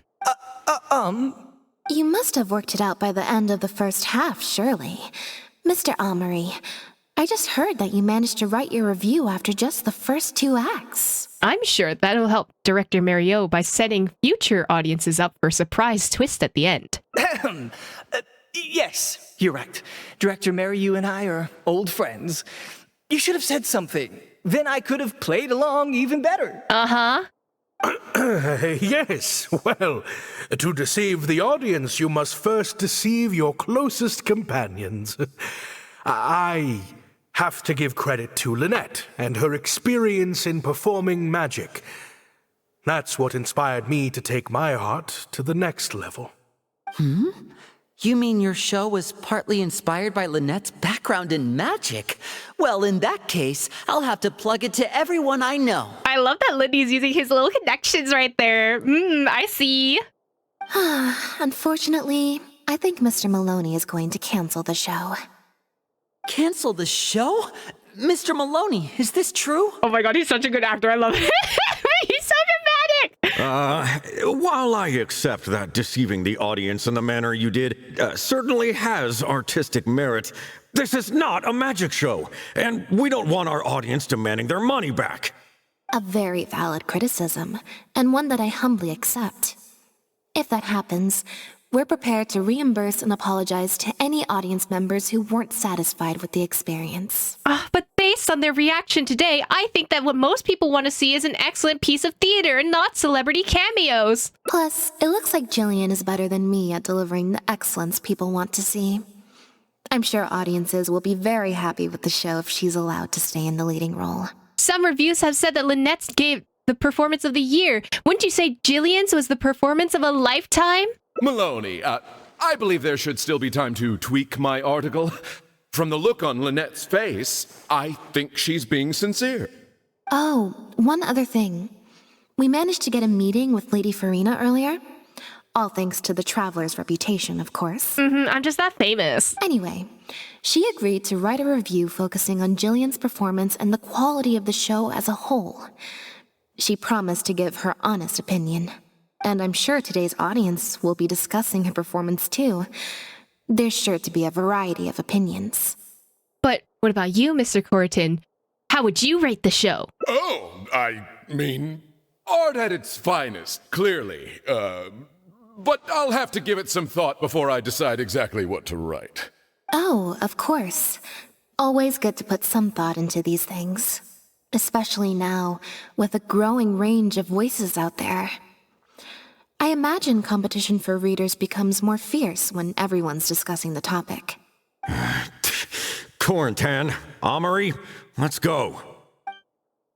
A sour-faced Maloney leaves the critics in tow. You and Lynette excuse yourself and leave. I love them. They're all actors! Do you think this move needs jazzing up a little? Not jazzing up, per se. I was thinking more like break it down, you know? Y'all are saying random words. Gina? You snuck in? When? I thought I told you no visiting me at work. I'm sorry, Jillian, but I had to come. Oh, no one else. Not even Lynette? Where's Lynette? Is he not here? Damn. Thank you both so much. Without the two of you, who knows how much further down that cynical path I would have gone. Probably really far down, actually. I always told myself that once I'd made enough Mora, I'd get back to doing what I loved. But somewhere along the way, I started to lose sight of what that was. Just like those critics with their dishonest reviews, I became all about the trappings of success, at the expense of the art itself. Well, at least you came to your senses just in time. And you've got an amazing group of talented people behind you. You're right. Yes, I'm a very lucky man.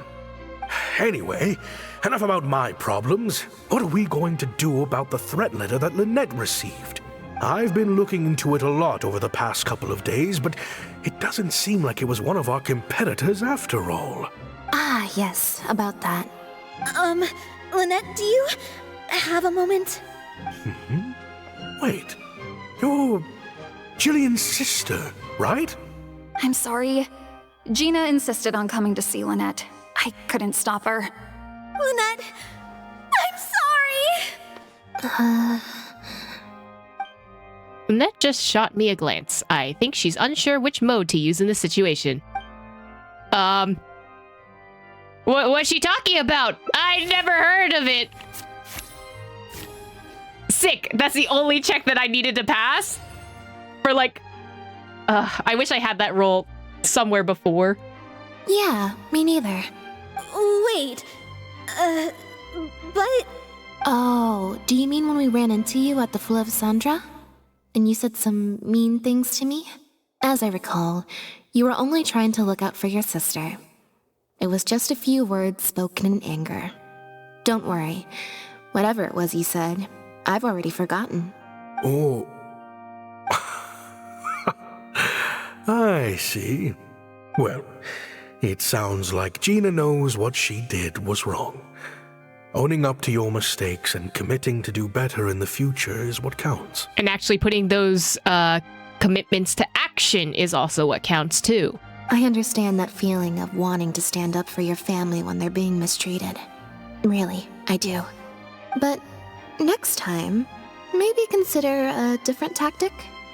Something you can pull off more effectively and without arousing suspicion. All right, that's enough. Stop giving your ideas. Got it. Thank you, Lynette. Why do I feel like I'm missing something here? Don't worry about it. Hey, here you are. I was wondering where you'd all run off to. Great! Everyone's in one place. That makes this so much easier. What's up? What do you think? It's group photo time. We have to commemorate the debut of the Lost Puppet Director's Edition. Okay, everyone, we all have pretty awkward smiles on our faces in the photo from Hotel de Boer, so this time, no forced smiles allowed. Oh, am I really not allowed to force a smile? Is smiling tough for you? I'll try, I suppose. I think I can manage. It's okay, you don't have to do it if you don't want to. Lynette, Traveler, come on. You two should be right in the middle. What? Why me? 3, 2, 1, smile!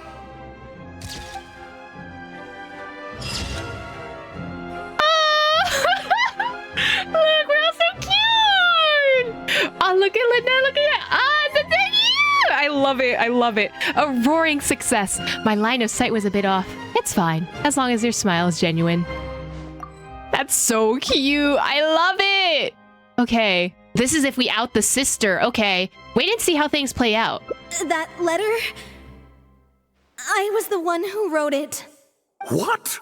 Gina? So it was you? Director, it's time for you. Oh, okay. Weird energy here. Oh, I'm so him. I think we came at a bad time. Lynette, Gina must have been worried sick about me. I'm sure even she wouldn't do something so stupid if she was in her right mind. I'm so sorry. I promise I'll make it up to you somehow. Jillian, no! This is completely my fault, and I'm the one who should have to bear the consequences. I got the wrong end of the stick and completely misjudged Lynette. Shall we hear what Lynette has to say? Well, since I haven't actually suffered any losses, seeking redress could be difficult. Maybe we could just let this one slide? Really? Are you sure? After all, Gina wouldn't be the first person to ever misjudge me, right? True. True. In any case, I think we can all agree it was a misunderstanding and nothing more. No need to overcomplicate things. But still, I was wrong to write that letter. I should own up to my actions, make it up to you in some way. She seems pretty insistent. Kids at this age really are stubborn. If that's what you really want, then how about helping out backstage? She's gonna become a deckhand, as you should! Go help out our techies. Help clean up the theater floor, please. Huh? Backstage? The crew could always use an extra hand. Plus, it'll give your older sister a chance to keep an eye on you. And stop you getting into any more trouble. Thank you, Lynette. Really, thank you so much. The whirlwind of events finally resolved. A few days later, you make your way with Lynette's invitation. You're finally awake. The show's about to start. Is it? I'm so much more at home here in the audience. I get to sit on a comfy seat, and I don't have to activate my energy-consuming modes all the time. Sounds like Gina got more than she bargained for at that backstage job. Gave her your supporting role in the play, too? Mary, you said she's a very promising young actress, and she has natural chemistry with her older sister. In their capable hands, the show doesn't need me to attract an audience anymore. And Lynette gets the best ending, and she doesn't have to do any of this extra stuff. Phew. Freedom at last. You don't even feel a little bit disappointed? Fame was right around the corner. Fame is more trouble than it's worth. I'd rather leave that side of things to my brother and the others. Facts, leave that to the extroverts. I can't deal with it. I'm happiest when I get to sit in a quiet place, watch them do their thing, and cheer them on. Like you're doing right now? Yep, exactly like I'm doing now. I'm sorry, do we get booth seats to ourselves? Look at Lynette, she's so cute. Oh, a seat in the audience. Where there's someone performing on stage, there will be others clapping in the audience. You always need your supporters, and that's the truth. Support your deckhand, support your techies, support your house workers, support your audience, and support everyone on stage. That's how it should be.